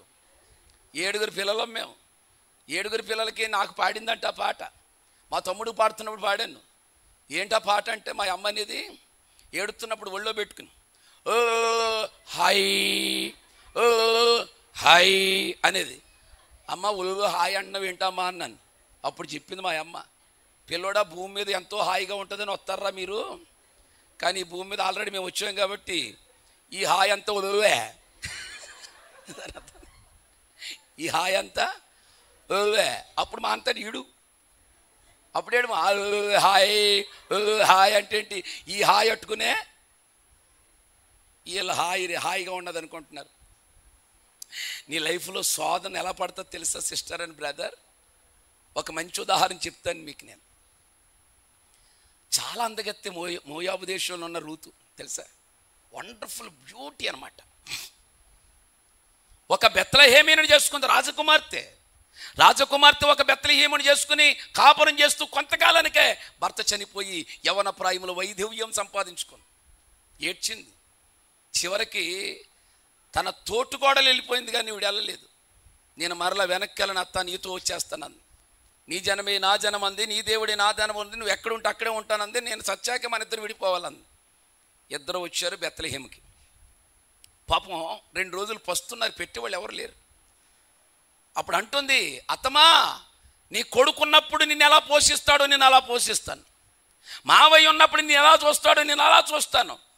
అమ్మ నువ్వేం చూస్తావురా, రాజకుమార్తెకు వచ్చావు, నీ గురించి నేను ఏడుస్తున్నాను రా, పట్టెడు అన్నం పెట్టలేకపోతున్నానంటే, పెట్టకపోవటం ఏంటత్తమ్మా, నువ్వు ఎవరు ఎక్కడైనా పనికి వెళ్ళి నేను చేసి వస్తాను చెప్పంటే పీడించగా చెప్పింది, ఇదిగో అమ్మాయి మీ మావయ్య గారికి సమీప బంధువుడు ఉన్నాడే, ఆయన బోయజు, ఆయన చచ్చినోడికి ఉపకారం చేశాడు, బతికినోడికి ఉపకారం చేశాడు, ఆయన దగ్గరికి వెళ్ళింది. బయలుదేరిందండి. ఎక్కడో పొలం అడుగుతూ వెళ్ళింది. నయ్యోమి ఇంటి దగ్గరే ఉంది. లోపలికి వెళ్ళిపోయింది పొలానికి. అదొక అద్భుతమైన సంఘం. లోపలికి వెళ్ళగానే ఈ కోతలు కోస్తున్నారు వాళ్ళందరని. ఈవిడ కోత కొట్టు రాదు, నిలబడి చూస్తుంది. ఈ లోపల బోయేజ్ వచ్చాడు. బోయేజ్ వచ్చి అడుగుతున్నాడు పనివాడిని, ఎవరు ఆమె అంటుంటే, మీ సమీప బంధువు కోడలంటే కదంటే, ఆహా రూత్ అంటే ఈమెనా, ఓకే ప్రైజ్ లాడమ్మా, అమ్మ ప్రైజ్ లాడండి, నేనేనమ్మా రూత్ని, నేనేనమ్మా ఒంటి మీద పొలం అనమాట, నేనేనమ్మా అంటుంటే, అయ్యా వందనాలండి అత్తయ్య గారు చెప్పారండి మీకోసం అంటే, సరే సరే సరే సరే నిలబడు, నీకు పని చేయటం రాదనుకుంటాను. సంఘంతో మాట్లాడుతున్నాడు. విడలారా, వచ్చిన రూతుకి కోత కొయ్యటం రాదు, మీకు కోత వచ్చి కాబట్టి కోసినటువంటి పరిగెలు వదలండి. ఆవిడ ఏరుకుంటుంది. రూతమ్మకి పరిగెలు విడిచిపెట్టిన సంఘం అది. ఆమెను చెప్పాలి. ఎట్టకారం చేయలేదు వచ్చిన వాళ్ళని, ఆమెనానండి. బలహీనపరచలేదు వచ్చిన వాళ్ళని, నీకు అది రాదు ఇది రాదని హేళన చేయలేదు, వచ్చిన వాళ్ళకి సహకరించారు. సరే వస్తుంది, పరిగెలు విడిచిపెడుతున్నారు, ఏరుకుంటుంది, దుల్లగొట్టుకుంటుంది, పట్టుకెళ్తుంది, ఏరుకుంటుంది, దొల్లగొడుతుంది, ఆకలిస్తుండే పేలాలు చేసుకుంటుంది, కొండల దగ్గరికి వెళ్ళి నీళ్లు తాగుతుంది, ఈ పేలాలు అత్తగారికి కూడా పట్టుకెళ్తుంది. బోయజ్ పొలంలో క్రమశిక్షణగా ఉంటున్న రూతును గమనిస్తున్నాడు బోయజ్. అలా గమనిస్తూ ఒక రోజున, కుమారి ఇలా రా అన్నాడు. వచ్చింది. ఇదిగో నీకు మాట చెప్పదలుచుకున్నాను, ఈ పొలం విడిచి వేరే పొలానికి నువ్వు పోవద్దు, ఇక్కడ నిన్ను ముట్టకూడదని యవనస్తులకు నేను ఆజ్ఞాపిస్తానన్నాడు. ఇప్పుడు ప్రశ్న వేస్తున్నాను మీకు, ఆ పొలములో ఎవరున్నారు? యవనస్తులు ఉన్నారు. రూత్ ఎవరు చెప్పాలి. అక్కడ యవనస్తుల మధ్యలో ఈమె యవనస్తురాలు. వింటున్నారా? ఇప్పుడు నిజంగా ఈవిడ తప్పు చేస్తే చూడ్డానికి అత్తగారు లేదు, చూడ్డానికి భర్త లేడు, అడగడానికి తల్లిదండ్రులు లేరు, ఎవ్వరు దగ్గర లేరు. ఇప్పుడు వాళ్ళతో కలిసి పాపం చేయడానికి అన్ని అవకాశాలు ఉన్నాయి. ఉన్నప్పటికీ కూడా రూతెం ఎలా బతికింది తెలుసా? నిప్పులా బతికిందండి. నిప్పులా బతికింది కాబట్టే కూలి పనికొచ్చిన ఈమె అదే పొలానికి యజమానురాల్లాగా మారిపోయింది. యేసుక్రీస్తు వంశావళికి తల్లిలా మారిపోయింది. కొట్టండి బిగ్గరగా చప్పట్. సౌశీల్యత పోగొట్టుకోలేదు. My dear brothers and sisters, సౌశీల్యత పోగొట్టుకోలేదు. దగ్గర ఎవరు లేరు, దగ్గర ఎవరు లేకపోతే 100 ఇల్లులు చక్క పెడుతున్నాం మనం. సౌశీల్యంగా బతికింది. యోసేపు కూడా same to same process. Shirt పట్టుకుంది. ఈ యజబేలు లాంటి ఈవిడ ఎవరు? యజమానురాలు. షర్ట్ పట్టుకుంది. ఇప్పుడు చెప్పండి, షర్ట్ విడిచిపెట్టి పారిపోయాడా పట్టుకున్నాడా? చెప్పాలి. వస్త్రాన్ని విడిచిపెట్టి పారిపోయాడా పట్టుకున్నాడా? జారత్వాన్ని దూరంగా ఇక్కడ మించి మాట చెప్తున్నానన్నా, షర్ట్ కాదు క్లాత్ అన్న విడిచిపెట్టాడు కానీ క్యారెక్టర్ విడిచిపెట్టలేదు. ఆమెనానండి. ఏం చెప్పాను? క్లాత్ అన్న విడిచిపెట్టాడు కానీ క్యారెక్టర్ విడిచిపెట్టలేదు. నీ జీవితంలో ఏది పోయినా పర్లేదు కానీ నీ సౌశీల్యత పోవడానికి వీర్లేదు. అప్పుడే దేవుడు నిన్ను ఫలించేడు కొమ్మగా చేసి దిట్టపరుస్తాడు సర్వశక్తుడు. గట్టిగా స్తోత్రం చెప్పాలి ఒకసారి. శోధన బాణం పడింది. బైబిల్ గ్రంథంలో చాలామంది శోధన జయించిన వాళ్ళే. దానియేలుకు ఆహారపు శోధన పడింది, లొంగలేదు.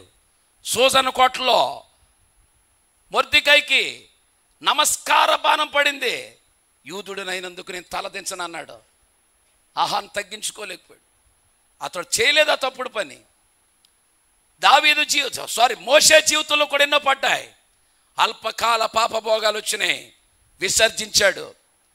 స్టేటస్ వచ్చింది, ఫరో మనవడు విసర్జించాడు.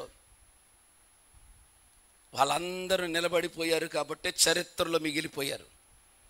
ఇలా చెప్తాను మీ అందరికీ, యోసేపు జీవితంలో శోధనలు బాణాలు పడినప్పుడల్లా ఎలా నిలబడగలిగాడంటే సర్వశక్తుడు అతనిని దిట్టపరుచుకుంటూ వచ్చాడు. హల్లెలూయా చెప్పండి ఒకసారి. హల్లెలూయా. మళ్ళా అంటున్నాను నేను, ఎట్టి పరిస్థితుల్లో ఈ మాట నీ చెవుల్లో రింగు మనాలి. ఎప్పుడైనా సరే తప్పు చేసేటప్పుడు ఉపవాస కోటలో దిట్టపరచబడాలి.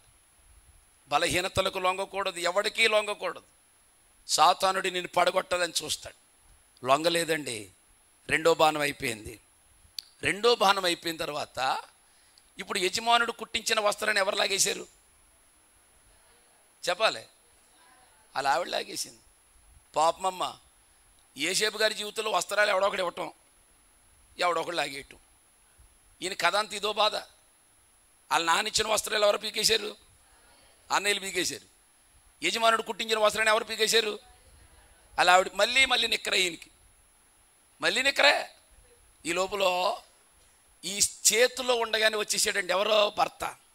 ఇప్పుడు చెప్పండి ఆ నంగనచ్చిది ఏమందో? 39 అధ్యాయం 19 వచ్చిన 3వ బాణం, ఆదికాండ గ్రంథం 39:19. కాబట్టి అతని యజమానుడు ఇట్లు నీ దాసుడు నన్ను చేసినని తన భార్య తనతో చెప్పిన మాటలు విన్నప్పుడు మాటలువా ఎన్ని చెప్పేసి ఉంటుందంటారు? చెప్పాలి. నా చెయ్యట్టుకున్నాడంటే వదిలిపోయాను. ఎన్ని మాటలు చెప్పేసిందో ఈ నంగనాచిది. అయ్యి బాబోయ్, నేను అలాగ ఊహించుకున్నానండి. నాకు చెబుతావు అనుకుంటున్నాను, అడంతపాటు నా ఇంకే చూస్తున్నాడు, నా చుట్టూ ఎంత మహానటి అండి బాబు. పోనీ ఈ మహానటి నటిస్తూ మాటలు చెప్పింది అనుకో, ఆయన బుద్ధి ఏమైంది? ఎవరి బుద్ధి? యజమానుడి బుద్ధి. ఏమాయ్ మోయ్ యోసేపు అలాంటి వాడు అనాలా? మరి ఏం చేశాడు ఈయన? ఆ తనతో చెప్పిన మాటలు విన్నప్పుడంట వినాలే. వినాలే. మాకు అదో శాపం. వినాలే. భార్య చెప్పిన మాట భర్త ఖచ్చితంగా వినాలే. ఈ మధ్య బస్సు మీదేనంట కదా, స్త్రీ శక్తి అని విన్నాను. చచ్చినట్టు వినాలి మేము. మా దగ్గర వాడపల్లిని ఒక పెద్ద పుణ్యక్షేత్రం ఉంది. రావులపాలెం బస్ స్టాండ్లో వైరల్ అయిపోయింది వీడియో. అది ఒక బస్సు వచ్చింది, పల్లి వెలుగు బస్సు. కొన్ని వేల మంది ఉన్నారు ఈ ఆడోళ్ళందరని. ఈ ఆడోళ్ళందరూ పరిగెత్తుకుని వెళ్ళిపోతుండే, వెనకాల బ్యాక్గ్రౌండ్ మ్యూజిక్ ఎట్టాడు ఆవిడని. వీళ్ళందరూ పరిగెత్తుకు వెళ్ళిపోతుంటే పాపం డ్రైవర్ అన్న అలాగే వెళ్ళండి అంటున్నాడు ఈయన. అలాగే వెళ్ళాలంటే ఒక ఆవిడ వచ్చి అటు ఇటు చూసి ఇలాగంటున్న సీఎట్టుకి లాగేసిందండి. కిందడిపోతూ ఊరుకుందా. ఆయన మీద ఎక్కి టైర్ మీద ఎక్కి డ్రైవర్ గారి సీట్లోంచి అందరిని ఎక్కించేస్తుంది. అయ్యి బాబోయ్, ఇలా శక్తి బాబోయ్. వెంటనే డిలీట్ చేసేసాను. పొరపాటున ఈ వీడియో మా ఆవిడ చూసిందా నీళ్ళెట్టు అంటాను, ఇలాగా లాగేదా, కింద వేసి తొక్కేసి పైకెక్కేదా? అయ్యి బాబోయ్, వినాలి కదా. యెజబెలు మాట అహాబు వినాలి కదా, అవ్వమ్మ మాట చచ్చినట్టు ఆదా వినాలి కదా. అయితే ఓ మంచి మాట చెప్తాను. విన్నప్పుడు ఏది న్యాయమో ఈయన తెలిసిగా పోతీఫరకే అడిగాడా? అడగలేదు. కోపముతో మండిపడి అతనిని పట్టుకుని రాజు ఖైదీలు బంధించు చెరసాలలో వేయించెను. అతడు ఎక్కడున్నాడు? చెరసాలలో ఉన్నాడు. ఇప్పుడు యేసేపు ఎక్కడున్నాడు? గట్టిగా చెప్పాలన్నా. ఆ బాణం పేరే చెరసాల బాణం. ఇది 3వ బాణం. వేసింది విలుకొండ్రు ఎవరంటే యజమానుడే కదా చెరసాలలో వేయించాడు. మొదటి బాణం అసూయ బాణం, వేసిన విలుకొండ్రు ఎవరు? 2వ బాణం శోధన బాణం, వేసిన విలుకొండ్రు ఎవరు? యజమానురాలు. 3వ బాణం చెరసాల బాణం, వేసిన విలుకొండ్రు ఎవరు? యజమానుడు. ఇప్పుడు నా వైపు చూస్తే అసలు చెరసాల బాణం అంటే ఏమిటి? ఎలా ఉంటుంది చెరసాల అనుభవం? ఎలా ఉంటుంది జైలు జీవితం? ఒక లైవ్ ఎగ్జాంపుల్ మీతో నేను చెప్తాను, చాలా జాగ్రత్తగా వినండి. హైదరాబాదు వాక్యం చెప్పడానికి వెళ్ళాను ఒక సమయంలో. సరే, నన్ను పిలిచిన కన్వీనర్ గారు అన్నారు, పాస్టర్ గారు సరిగ్గా 12 అవుతుంది అప్పటికే, నైట్ టైము. పాస్టర్ గారు ఏమనుకోకపోతే ఒక రాజుగారి ఇంటికి వెళ్ళి ప్రార్థన చేసి వద్దామా అన్నారు. సరే పాస్టర్ గారు నడవండి, రేపు కదా నా జర్నీ, వెళ్దాం రండి అని ఆయనతో పాస్టర్ గారు మొత్తం 3 మనుషులు రాజుగారికి ప్రార్థన చేయడానికి వెళ్ళాం. పెద్ద ప్యాలెస్, అది పెద్ద ప్యాలెస్. నేను ఎప్పుడు చూడలేదు అంత ఇల్లు. ఎక్కడో సీరియల్స్లోను సినిమాలో సెట్టింగ్స్ చేస్తారని విన్నాను తప్ప అంతకంటే గొప్పగా ఉంది ఆ బిల్డింగ్. 3 సెక్యూరిటీలు. మేము వెళ్తుంటే లైవ్ కెమెరా మా చుట్టూ తిరుగుతుంది, ఆటో కెమెరా ఉంది అక్కడ. సరే వెళ్ళిన తర్వాత సోఫాలో కూర్చున్నాం. అర్ధరాత్రి 3 లేడీస్ వచ్చారు, చాలా రిచెస్ట్ ఉమెన్స్ వాళ్ళు. మా ఎదురుగా నిలబడితే మేము లేచి నిలబడ్డాం. పాస్టర్ గారు కూర్చోండి అని మా ఎదురుగా వాళ్ళ సోఫా సెట్లో కూర్చున్నారు. దాంట్లో ఒక ఆవిడ నన్ను గుర్తుపెట్టి, మీరు మూర్తి గారు కదా అంది. అమ్మ నేను ఎట్లా తెలుసామంటే, మీరు ఆంధ్ర కదా, మీ యూట్యూబ్ చూస్తానండి, నేను సబ్స్క్రైబ్ చేసుకున్నాను, నేను షార్ట్స్ బాగుంటాయండి అని చెప్పుకుని ఏదో కాసేపు మాట్లాడింది. ఈ లోపల నుంచి రాజుగారు వస్తున్నారు. ఆ రాజుగారు చాలా, నేను చెయ్యెత్తిది ఎంత ఇటుంటాడు అంత ఎత్తున్నాడు ఆయన, మంచి మీసాలు, 65-70 సంవత్సరాల మధ్యలో ఉండే వ్యక్తి అయినా. సరే ఆయన వచ్చాడు, మేము అలా లేచాము, ఇలాగెలాగన్నాడు, కూర్చున్నాం. సరే ఆ కాసేపు మాట్లాడుకున్న తర్వాత, అమ్మ పాస్టర్ గారు వెళ్తారు, మీరు ప్రార్థన అవసరం ఉంటే చెప్పండి అంటే అందరు లేచి నిలబడ్డాం. ఇప్పుడు ప్రార్థన అవసరత చెప్పడానికి ముగ్గురు అనేటప్పటికీ రాజుగారి గురించి ప్రార్థన చేయండి అన్నారు నాతో ఆవిడ. ఇప్పుడు నేను అన్నాను, రాజుగారు ఏమైనా సమస్య ఉంటే చెప్పండి ప్రార్థన చేసి వెళ్తానంటే ఆయన మాట్లాడకుండా ఇలాగన్నాడు, ఆవిడ చెప్తుందని. అప్పుడు ఆవిడ అన్నది నాతోటి, అయ్యగారు రాజుగారి కోసం ప్రార్థన చేయండి, సమస్య ఏంటంటే 4 నెలల నుంచి అన్నం తినట్లేదు అని.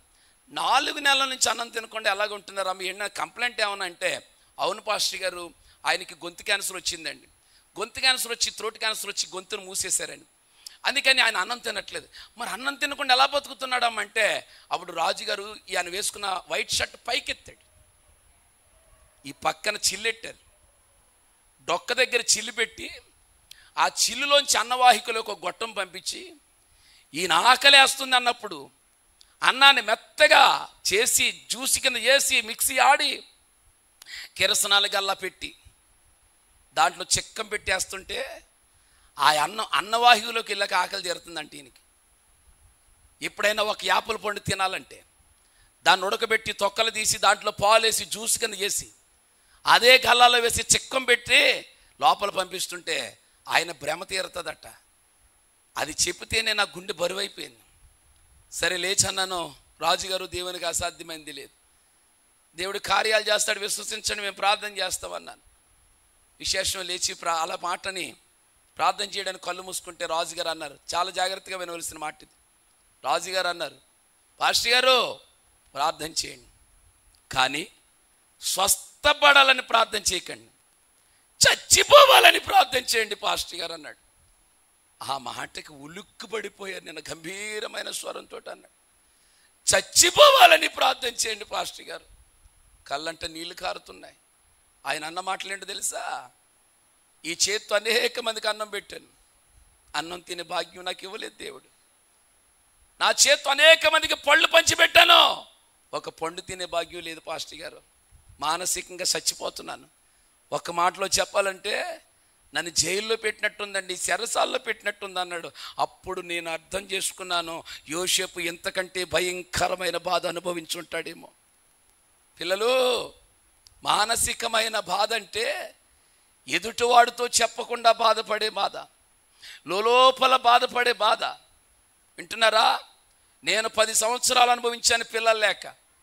ఒక సంవత్సరం నేను నా భార్య మీటింగ్కి వెళ్తే ఒక అమ్మాయి అడుగుతుంది, పిల్లలు లేరట, అయ్యగారి చేత ప్రార్థన చేయించుకుంటానంటే వాళ్ళ తల్లి అంటుంది నా కళ్ళెదురుగా, అతనికే పిల్లలు లేరే, నీకేం పెళ్లి నీకు ప్రార్థన చేస్తే పిల్లలు ఎత్తారు, అతను గొడ్డు మోతాడు అంది.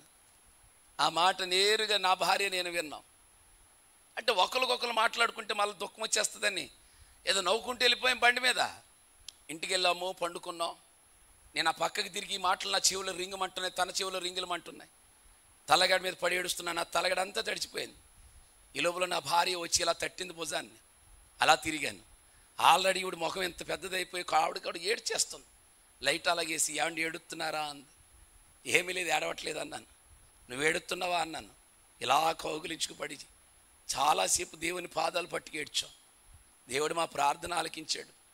10 సంవత్సరాలకు బిడ్డనిచ్చాడు. నేను మాట అంటాను, నేను మానసికమైన బాధ ఎలాగుంటుందో తెలుసా? ఎదుటివాడితో చెప్పుకోలేక తెలియకుండా ఏడుస్తూ చూసేవా?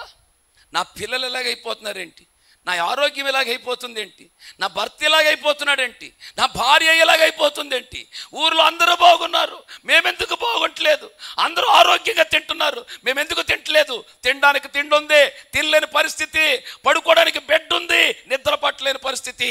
ఇదే చెరసాల అనుభవం. చెరసాల అనుభవం అంటే ఇదే మానసికమైన బాధ.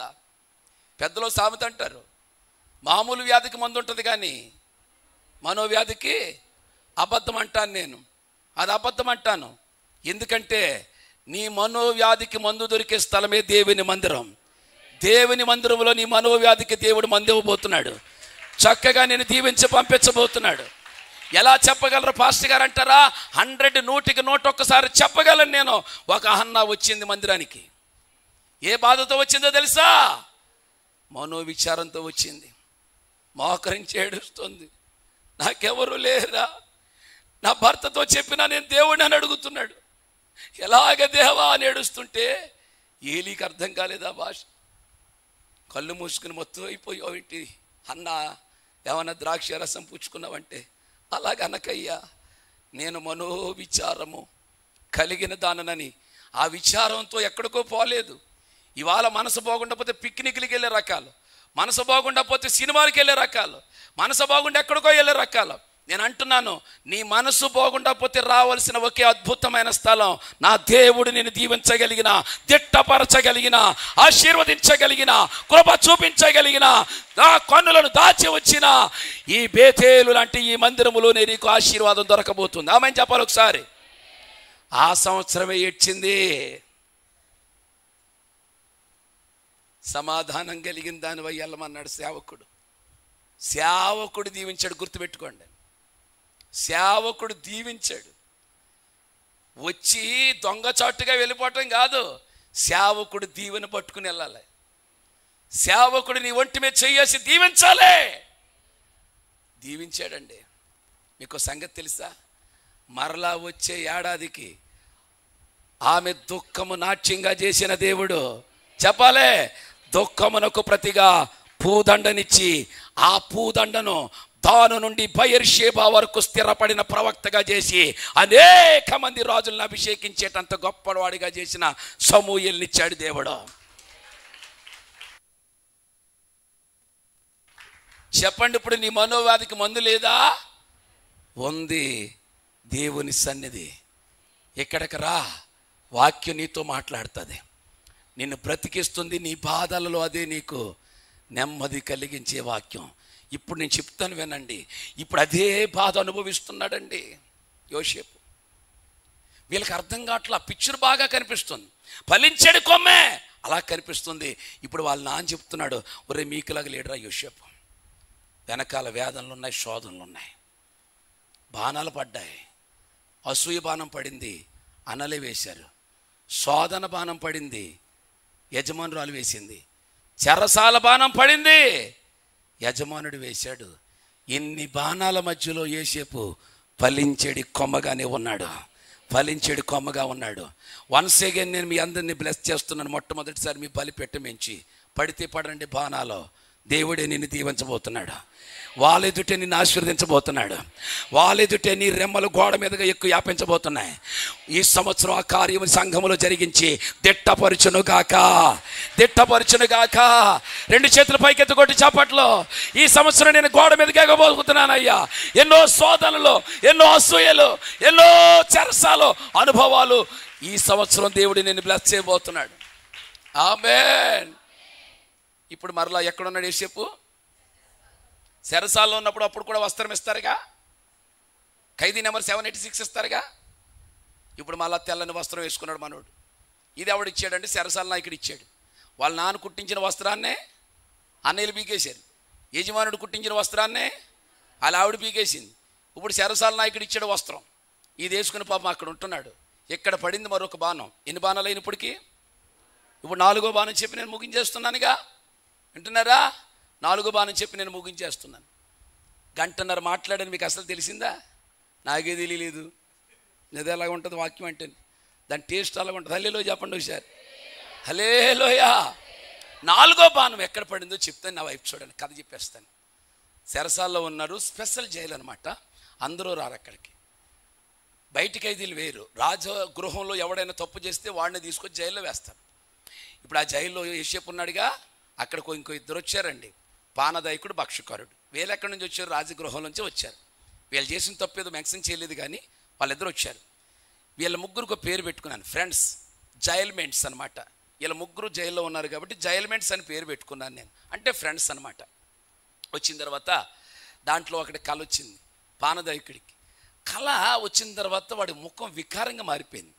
అన్నం తినట్లేదు, నీళ్లు తాగట్లేదు. మొదటి రోజు అడిగాడు యోసేపు, అన్న ఏటన్నా నువ్వు తినన్నా, నువ్వు తినబోతే ఎలాగన్నా చచ్చిపోతావనంటే, రాయ్ మాట్లాడకపో, బయటపో. అలా కదన్నా, నీతోటి ఉంటున్నాను కదన్నా, పో పక్కకే అని తిట్టాడండి. వచ్చేసాడు. మళ్ళీ రెండో రోజు పట్టుకున్నాడు. అన్న తినన్నా, తినపోతుంటే ఏం జరిగిందో చెప్పన్న అంటుంటే, ఒరే నాకు వచ్చిన బాధ కంటే నీ బాధ నాకు ఎక్కువైపోయిందిరా, ఒరే నాకు కళ వచ్చిందిరా, ఆ కళ గురించి నాకు కంగారు వచ్చేస్తుందిరా, కళ గురించి నీకు ఏం తెలుసా, నీకు ఎందుకు రోజు తినేస్తున్నావు పోవతలకే, కళ గురించి నాకు తెలుసా అన్నాడండి. అన్నా ఏం మాట్లాడుతున్నావన్నా నువ్వు, కళ గురించి నాకు తెలియదంటావా? అయ్యా మీన్ పిహెచ్డి ఎక్కడా, అసలు ఎక్కడ దాకా రావడానికి కారణం కళ, నా సంగతి నీకు తెలియదు అని అంటే వాళ్ళు కోసం మన నెమ్మది కలుగుతుంది. అయితే చెప్పమంటావా అన్నాడు. చెప్పన్నా నేను వివరించి చెప్తాను అన్నాడు. అనగానే నాకు కళ్ళు ఒక ద్రాక్షవల్లి వచ్చిందిరా, ద్రాక్షవల్లి పుష్పించింది, ఫలించింది, దానికి 3 తీగలు ఉన్నాయిరా, నా బాధ అంతా అదే. ఎందుకన్నా బాధ, ఆ 3 తీగలు 3 సార్లు ఎత్తరేమో ఊరని కంగారుగా ఉందిరా. ఏం మాట్లాడతావని ఇంకా చెప్పు. కళ పుష్పించి అదే ద్రాక్షవల్లి పుష్పించింది, దాని రసం తీశాను, రాజుగారికి గిన్నె అందించాను, ఆయన హ్యాపీగా తాగుతున్నాడంటే అన్నయ్య ఎందుకన్నయ్య నాకు ముందు రోజు చెప్పుంటే పడికి అప్పుడు కడుపునట్టు 4 ముద్దలు తిందువు కదా, ఏం మాట్లాడుతున్నావే చెప్పు. నిజమన్నా ఆ కళ అర్థం చెప్తా నేను. ద్రాక్షావల్లి ఫలించింది పుష్పించింది అంటే జైల్లోంచి నువ్వు బయటికి వెళ్తావు, మరి 3 తీగలు ఏంటురా, 3 తీగలు 3 రోజులు అన్నయ్య, ఆల్రెడీ 2 రోజులు అయిపోయింది కాబట్టి ఇంకో రోజు ఉంది అంటే రేపే రిలీజ్ అవుతావు, రాజుగారికి కింద అందిస్తావు, మరలా నీ ఉద్యోగం వచ్చేస్తుందంటే మన ఊళ్ళో ఎగ్జైటింగ్ పెరిగింది, ఆనందం పెరిగింది. నిజమా నిజమా నిజమన్నయ్యా, మరి ఇలా కౌగిలించుకుంటాను. అలా హగ్ చేసుకుని మనసంతా తేలిగైపోయింది. జరిగినా జరగకపోయినారా హ్యాపీగా మంచి మాట చెప్పావురా బాబు, నీ మాట నాకు నెమ్మది కలిగించింది. ఏసేపా నిజంగా నువ్వు చెప్పినట్టు జరిగితేరా నేను బయటికి వెళ్ళిన తర్వాత నీకు ఏదో ఉపకారం చేస్తా. నాకు ఏ ఉపకారం వద్దన్నా, నాకు ఇక్కడ ఎవరు లేరని అనాథనన్నా, సెరసల్లో పడేసారా అనవసరంగా ఏ తప్పు చేయకుండానే నువ్వు రాజుగారి కింద అందిస్తున్నప్పుడు నా గురించి ఒక మాట చెప్పి విడుదల చేయించడమా చెప్పన్నా అంటే, తమ్ముడా ఇంత హెల్ప్ చేసావు, నేను వదిలేస్తానా? నిజంగా గనక నువ్వు చెప్పినట్టు జరిగితే సాయంకాలానికల్లా బయటికి తీసుకొచ్చేస్తాను అన్నాడు. ఆ మాట యోసేపు నమ్మాడు. ఏమన్నాను? ఆ మాట యోసేపు నమ్మాడు. సరే మరుసటి రోజు అయింది. మరుసటి రోజు అయిన తర్వాత సేమ్ యోసేపు చెప్పినట్టే జరిగింది. సెరసాల్లోంచి బయటకు వచ్చి రిలీజ్ అయిపోయాడు. రిలీజ్ అయిపోయి ఇంటికి వెళ్ళిపోయాడు. వెళ్ళేటప్పుడు కూడా చెప్పాడు, యోసేపు సర్దే సాయంకాలానికల్లా నేను బయట తీసుకెళ్ళిపోతాను అన్నవాడు వాడే వేశాడు బాణం. ఏ బాణం? 40:23 ఆదికాండ గ్రంథం 40:23. అయితే బాణదాయకుల అధిపతి యోసేపును జ్ఞాపకము చేసుకొనక అతనిని, గట్టిగా చెప్పాలి, ఏం చేశాడు? ఏమన్నాడు ఈడు? యోసేపు ఎంత లేదు సాయంకాలానికల్లా బయటికి తీసుకొచ్చేస్తాను అన్నాడు. బయటికి తీసుకొస్తాను అన్నవాడు ఏం చేశాడు? మర్చిపోయాడు. నమ్మించాడా? నమ్మించి ఏం చేశాడు? ద్రోహం చేశాడు. నమ్మక ద్రోహం అనే బాణం, 4వ బాణం. నమ్మక ద్రోహం అనే బాణం యోసేపు మీద పడి హింసించబడ్డాడు. వేసినోడు ఎవడంటే స్నేహితుడు వేసిన బాణమే నమ్మక ద్రోహం. పిల్లలు పలకండి, ఏ బాణం? నమ్మక ద్రోహం అనే బాణం. వేసింది ఎవడో? స్నేహితుడు వేశాడు. ఇక్కడ కూర్చున్న మనందరిలో మోసపోయిన వాళ్ళు చాలామంది ఉండుంటారు. ఎంత లేదన్నా సాయంకాలానికి అన్నారు. నీ దగ్గర డబ్బులు ఎట్టుకెళ్ళి కూడా చాలామంది అని ఉంటారు. ఇలాగా ఎంత లేదు సాయంకాలానికి ఇచ్చేస్తానా అని ఉన్నవాళ్ళు ఉంటారు. ఇప్పుడు దాకా అడ్రస్ లేడాడు, మెడ్రస్ ఇల్లు దొరకట్లేదు ఆడు. అరే బాబోయ్, నమ్మించిన వాళ్ళు దేవుడే చెప్పాడు, నేను నమ్మిన నా హితుడే తన మడిమతో నన్ను తొక్కాడు అంటాడు. విన్నారా? అయితే ఈ మాట చెప్తాను వినండి. వాడు మరిచాడేమో కానీ సర్వశక్తుడు యోసేపును మరచిపోలేదు. మరిచిపోవడానికి నరుడు కాదు ఆయన, సర్వశక్తుడు. కొట్టబేగరగా చప్పట్లు. సర్వశక్తుడు ఆయన. ఆమేన్. మరుస్తాడు ఆయన. చెప్పండి, ఇప్పుడు మరిచాడు ఆయన? చెప్పండి, నేను మరిచాడా? ఇక్కడ కూర్చున్న వాళ్ళందరిని అడుగుతున్నాను, దేవుడు మర్చిపోయాడా? ఆయన మర్చిపోతే ఈ పాటికి అప్పుడే మీ వాళ్ళందరూ నీకు దినం పెట్టడానికి మర్చిపోవాలి. కరోనా కాలంలోనే కడదేరిపోవాలి. కానీ సర్వశక్తిని కృప మన మీద ఉందర్రా. 100% చెబుతున్నాను. ఆయన కృప కలిగిన దేవుడు, కరుణా సంపన్నము కలిగిన దేవుడు. ఆయన కృప 360 రోజులు దీవించింది. కనీసం 3 దినాలు ఉపవాసం ఉండి ఆయన రుణం తీర్చుకోనండి. ఫలించేడి కొమ్మగా చేస్తాడు. దిట్టపరుస్తాడు నా దేవుడు. హల్లెలూయా. ఆయన కార్యాలు ఎలా ఉంటే ఒక మాట చెప్తాను మీకు. వీడు మర్చిపోయాడు, పానదాయకుడు మర్చిపోయాడు, నమ్మక ద్రోహం చేశాడు. యోసేపు రోజు పని ఏంటంటే చువ్వల దగ్గర కొట్టడం, పట్టుకురావటం, వచ్చేస్తాడు మా అన్నయ్య, వచ్చేస్తాడు, తీసుకెళ్ళిపోతాడు, వస్తాడు మా అన్నయ్య. అరే రాడే. ఒక రోజున దేవుడు రాజుతో మాట్లాడాడు. ఎక్కడ? రాజుతో ఎలా మాట్లాడాడు? రాజుకు కల రప్పించాడు. ఆమెనానండి. రాజుకు కల రప్పించాడంటే ఇక్కడ మాట చెప్తాను. దేవుడు ఫుల్గా నిద్ర పట్టించాడు. ఎవడికే? రాజుగారికి. నాకు ఆశ్చర్యమైపోయే మాట్లాడి చెప్పమనా, నిద్ర పట్టించి కార్యాలు చేయగలడు, నిద్ర పట్టకుండా కూడా. దానియేలు సింహాల గుహలోకి వెళ్తే రాజుకు తెల్లవారులు నిద్ర పట్టలేదు. యోసేపును గుహలో వేసి చెరసాలలో వేస్తే తెల్లవారులు నిద్ర పట్టించి ఒక కల రప్పించాడు. కల అతని మనసును పాడు చేసింది. రాజుగారిని బుర్రపాడైపోయింది, గిరగిర తిరిగేస్తున్నాడు, అన్నం తింటలేదు, ద్రాక్ష రసం తాగట్లేదు. ఈ లోపల మనోడు ద్రాక్షపానం అందిస్తున్నాడు, తాగట్లేదు, గిన్నె అందిస్తున్నాడు. చూస్తా అయ్యగారండి బాబు, తినపోతే చచ్చిపోతారు రాజుగారు, తిననా తాగండి అంటున్నాడు మన పానదాయకుడు. అంటున్నాడు, రే నాకు సహించట్లేదు అంటుంటే, తినండి అయ్యా, తినండి, తాగండి అయ్యా అంటుంటే, నేను ఏం జరిగిందో నాతో అన్న చెప్పొచ్చు కదా అయ్యా, నెలల నుంచి నువ్వు ఇలాగైపోయావయ్యా అంటుంటే, అప్పుడు రాజుగారు చెప్తున్నాడు, ఒరే ఏం చెప్పనురా, నాకు కల వచ్చిందిరా, ఆ కలలో నేను బుర్ర పాడైపోయిందిరా, రాజ్యం ఏమైపోతుందని కంగారు వస్తుందిరా, శకునిగాండు రప్పించాను, మాంత్రికులు రప్పించాను, వాళ్ళ కలల భావం చెప్పలేదు, వాళ్ళు చెప్పుంటే మనసు కుదుటపడినేమోరా, నా రాజ్యంలో ఒక్కడైనా కలల భావం చెప్పేవాడు ఉన్నాడని కంగారుగా ఉందో అని అంటుంటే, అప్పుడు వెలిగింది వీడికి. ఎవడికే? పానదాయకుడికి. సార్ రాజుగారు, అయ్యో అయ్యో అయ్యో, నేను ఏడుతుంటే నా ముందు నువ్వు ఏడుతావేంటిరా? అయ్యి బాబోయ్ రాజా, ఇప్పుడు గుర్తుకొచ్చింది రాజు. ఏం గుర్తుకొచ్చిందిరా? కలల భావం చెప్పేవాడు ఒకడున్నాడయ్యా, అతడు ఏం చెప్తే అదే జరుగుతుంది. వాడు ఇప్పుడు ఎక్కడున్నాడో? చెరసాలలో ఉన్నాడు. ఇంకా ఆలోచిస్తావేట్రా, అర్జెంటుగా తీసుకురండి అంటే పాపం సైనికులు పంపించి యోసేపును చెరసాలలోంచి బయటికి తీసుకొచ్చారండి. అక్కడ రాయబడిన మాట, ఇతనికి జ్ఞాపకం వచ్చేసరికి 2 సంవత్సరాలు అయిపోయిందట. ఎన్ని సంవత్సరాలు? 2 సంవత్సరాలు మర్చిపోయాడు. దేవుడు మర్చిపోయేవాడు కాదండి. ముదిమ వచ్చి వరకు సంకనెట్టుకుని గోతి నుండి నీ ప్రాణమును విమోచించగలిగిన సర్వశక్తి కలిగిన దేవుడు. కొట్టబెగ్గరగా చెప్పండి. సర్వశక్తి కలిగిన దేవుడు. గోతులోకి వెళ్ళినా సరే మర్చిపోడండి మనం. అది గోతులోకి వెళ్ళి, కొంతమంది గోతులోకి వెళ్తే మనం దినమెట్టారో మర్చిపోతారు. గోతులోంచి నీ ప్రాణాన్ని లేపేస్తా. అబ్బబ్బా, ఆయన మాటలు వింటుంటే రోమాలకి శక్తి వచ్చేస్తుందండి. ఈడు మర్చిపోయాడు. ఇప్పుడు కబురు పెట్టాడు. 2 సంవత్సరాల తర్వాత వెళ్ళాడు. యోసేపు క్షవరం మాసిపోయింది, గడ్డం పెరిగిపోయింది. అలా పెరిగిపోయిన తర్వాత అక్కడ రాయబడిన మాట ఉంటుందండి, యోసేపు క్షవరం చేయించుకుని కొత్త బట్టలు వేసుకుని వచ్చాడంట. మళ్ళీ పీకేసేడు వస్త్రాలు. ఏ వస్త్రాలు?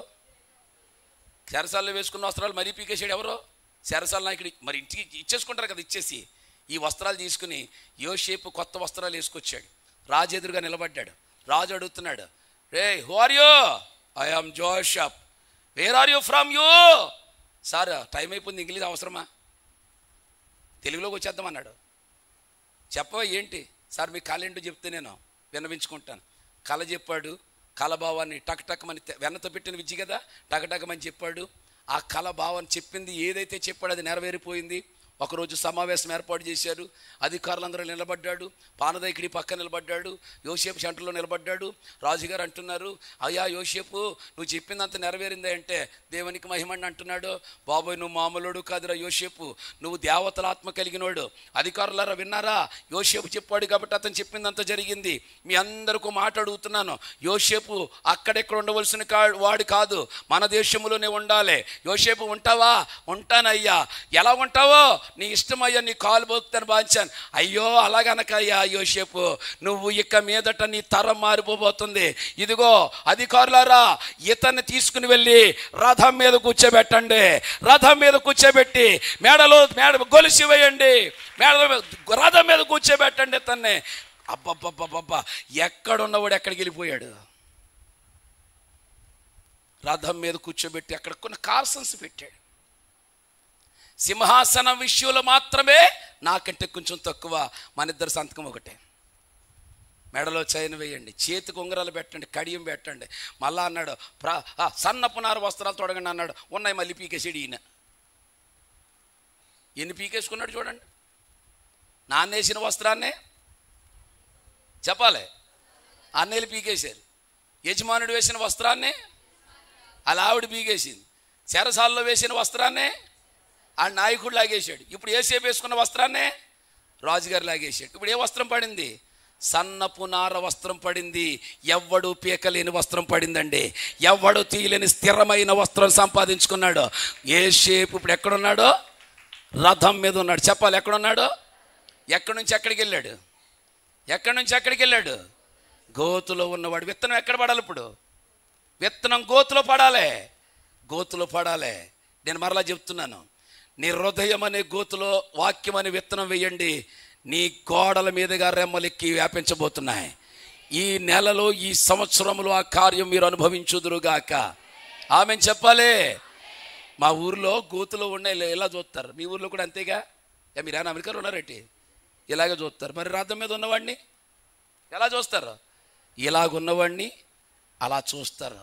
ఇలా చెప్పనా, ఇక్కడున్నవాడిని అక్కడి దాకా తీసుకెళ్ళాడు. తండ్రి ఇచ్చాడు మాట, నీవు గోడల మీదుగా ఎక్కి వ్యాపిస్తావన్నాడు. రథం మీదుగా ఎక్కి వ్యాపించాడు. హల్లెలూయా చెప్పండి ఒకసారి. నేను ఇక్కడ ముగిస్తూ ఒక అద్భుతమైన మాట మీకు ఇచ్చేసి వెళ్ళిపోతున్నాను. యోసేపు జీవితంలో అంతా ఒంటరిగానే భరించాడు. చెప్పండి, ఒంటరని మీరు అనండి. గోతులో వేసినప్పుడు యోసేపు ఎవరో?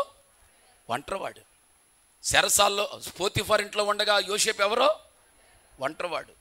చెరసాలలో ఉండగా యోసేపు ఎవరో? ఒంటరివాడు. రాజుగారి సింహాసనం ఎదుట నిలబడినప్పుడు యోసేపు ఎవరో? ఒంటరివాడు. ఇప్పుడు ఎక్కడికి వెళ్ళాడు? రథం మీద ఉన్నాడు. ఇప్పుడు యోసేపు ఒంటరివాడా? కొన్ని కోట్ల మంది యోసేపుకు నమస్కారం చేసేటంత ఆశీర్వాదాన్ని ఇచ్చాడు. ఏమైనా చేయగలడు దేవుడు. కథ మొత్తం మార్చగలిగిన దేవుడు. యోసేపు చరిత్రను తారుమారుగా చేసి ఆశీర్వదించాడు. ఆమేనండి. ఈ 11 మందితో చెప్తున్నాడు, ఎవరే మీరు ఫీల్ అవుతున్నారా? కానీ యోసేపు వెనకాల భయంకరమైన వేదనలు ఉన్నాయి, హింసలు ఉన్నాయి. అతని విలుకొండలు ఉన్నారు, వాళ్ళ బాణాలు వేశారు. 4 బాణాలు మీతో నేను జ్ఞాపకం చేశాను. మొదటి బాణం అసూయ బాణం. చెప్పండి తమ్ముళ్ళు మీరు కూడా. వేసిన విలుకొండ ఎవరో? సహోదరులు. రెండవ బాణం శోధన బాణం. వేసిన విలుకొండ ఎవరు? యజమానురాలు. మూడవ బాణం చెరసాల బాణం. వేసిన విలుకొండ ఎవరు? యజమానుడే. 4వ బాణం నమ్మక ద్రోహం. వేసిన విలుకొండ ఎవరు? స్నేహితుడే. ఇన్ని బాణాల మధ్యన నా యోసేపు ఎవరు తెలుసా? ఫలించెడి కొమ్మ, ఫలించెడి కొమ్మ, ఫలించెడి కొమ్మ. పడితే పడనివ్వండి. ప్రతి బాణం నీకు ఒక అనుభవాన్ని నేర్పిస్తుంది. హల్లెలూయా. గోతులు వేసేదాకా చూస్తాడు నా దేవుడు. నీళ్లు లేకుండా కార్యాలు చేస్తాడు. శ్రమలు ఉన్నాయని బాధపడమాకండి. నా దేవుడే నిన్ను దిట్టపరచబోతున్నాడు. యోసేపును దిట్టపరిచిన సర్వశక్తిని యొక్క దిట్టపరిచే దీవెనలు ఈ రాత్రి మీకు, మీ కుటుంబాలకు, సంఘానికి ఇచ్చి దేవుడు దీవించి ఆశీర్వదించి బలపరచును గాక.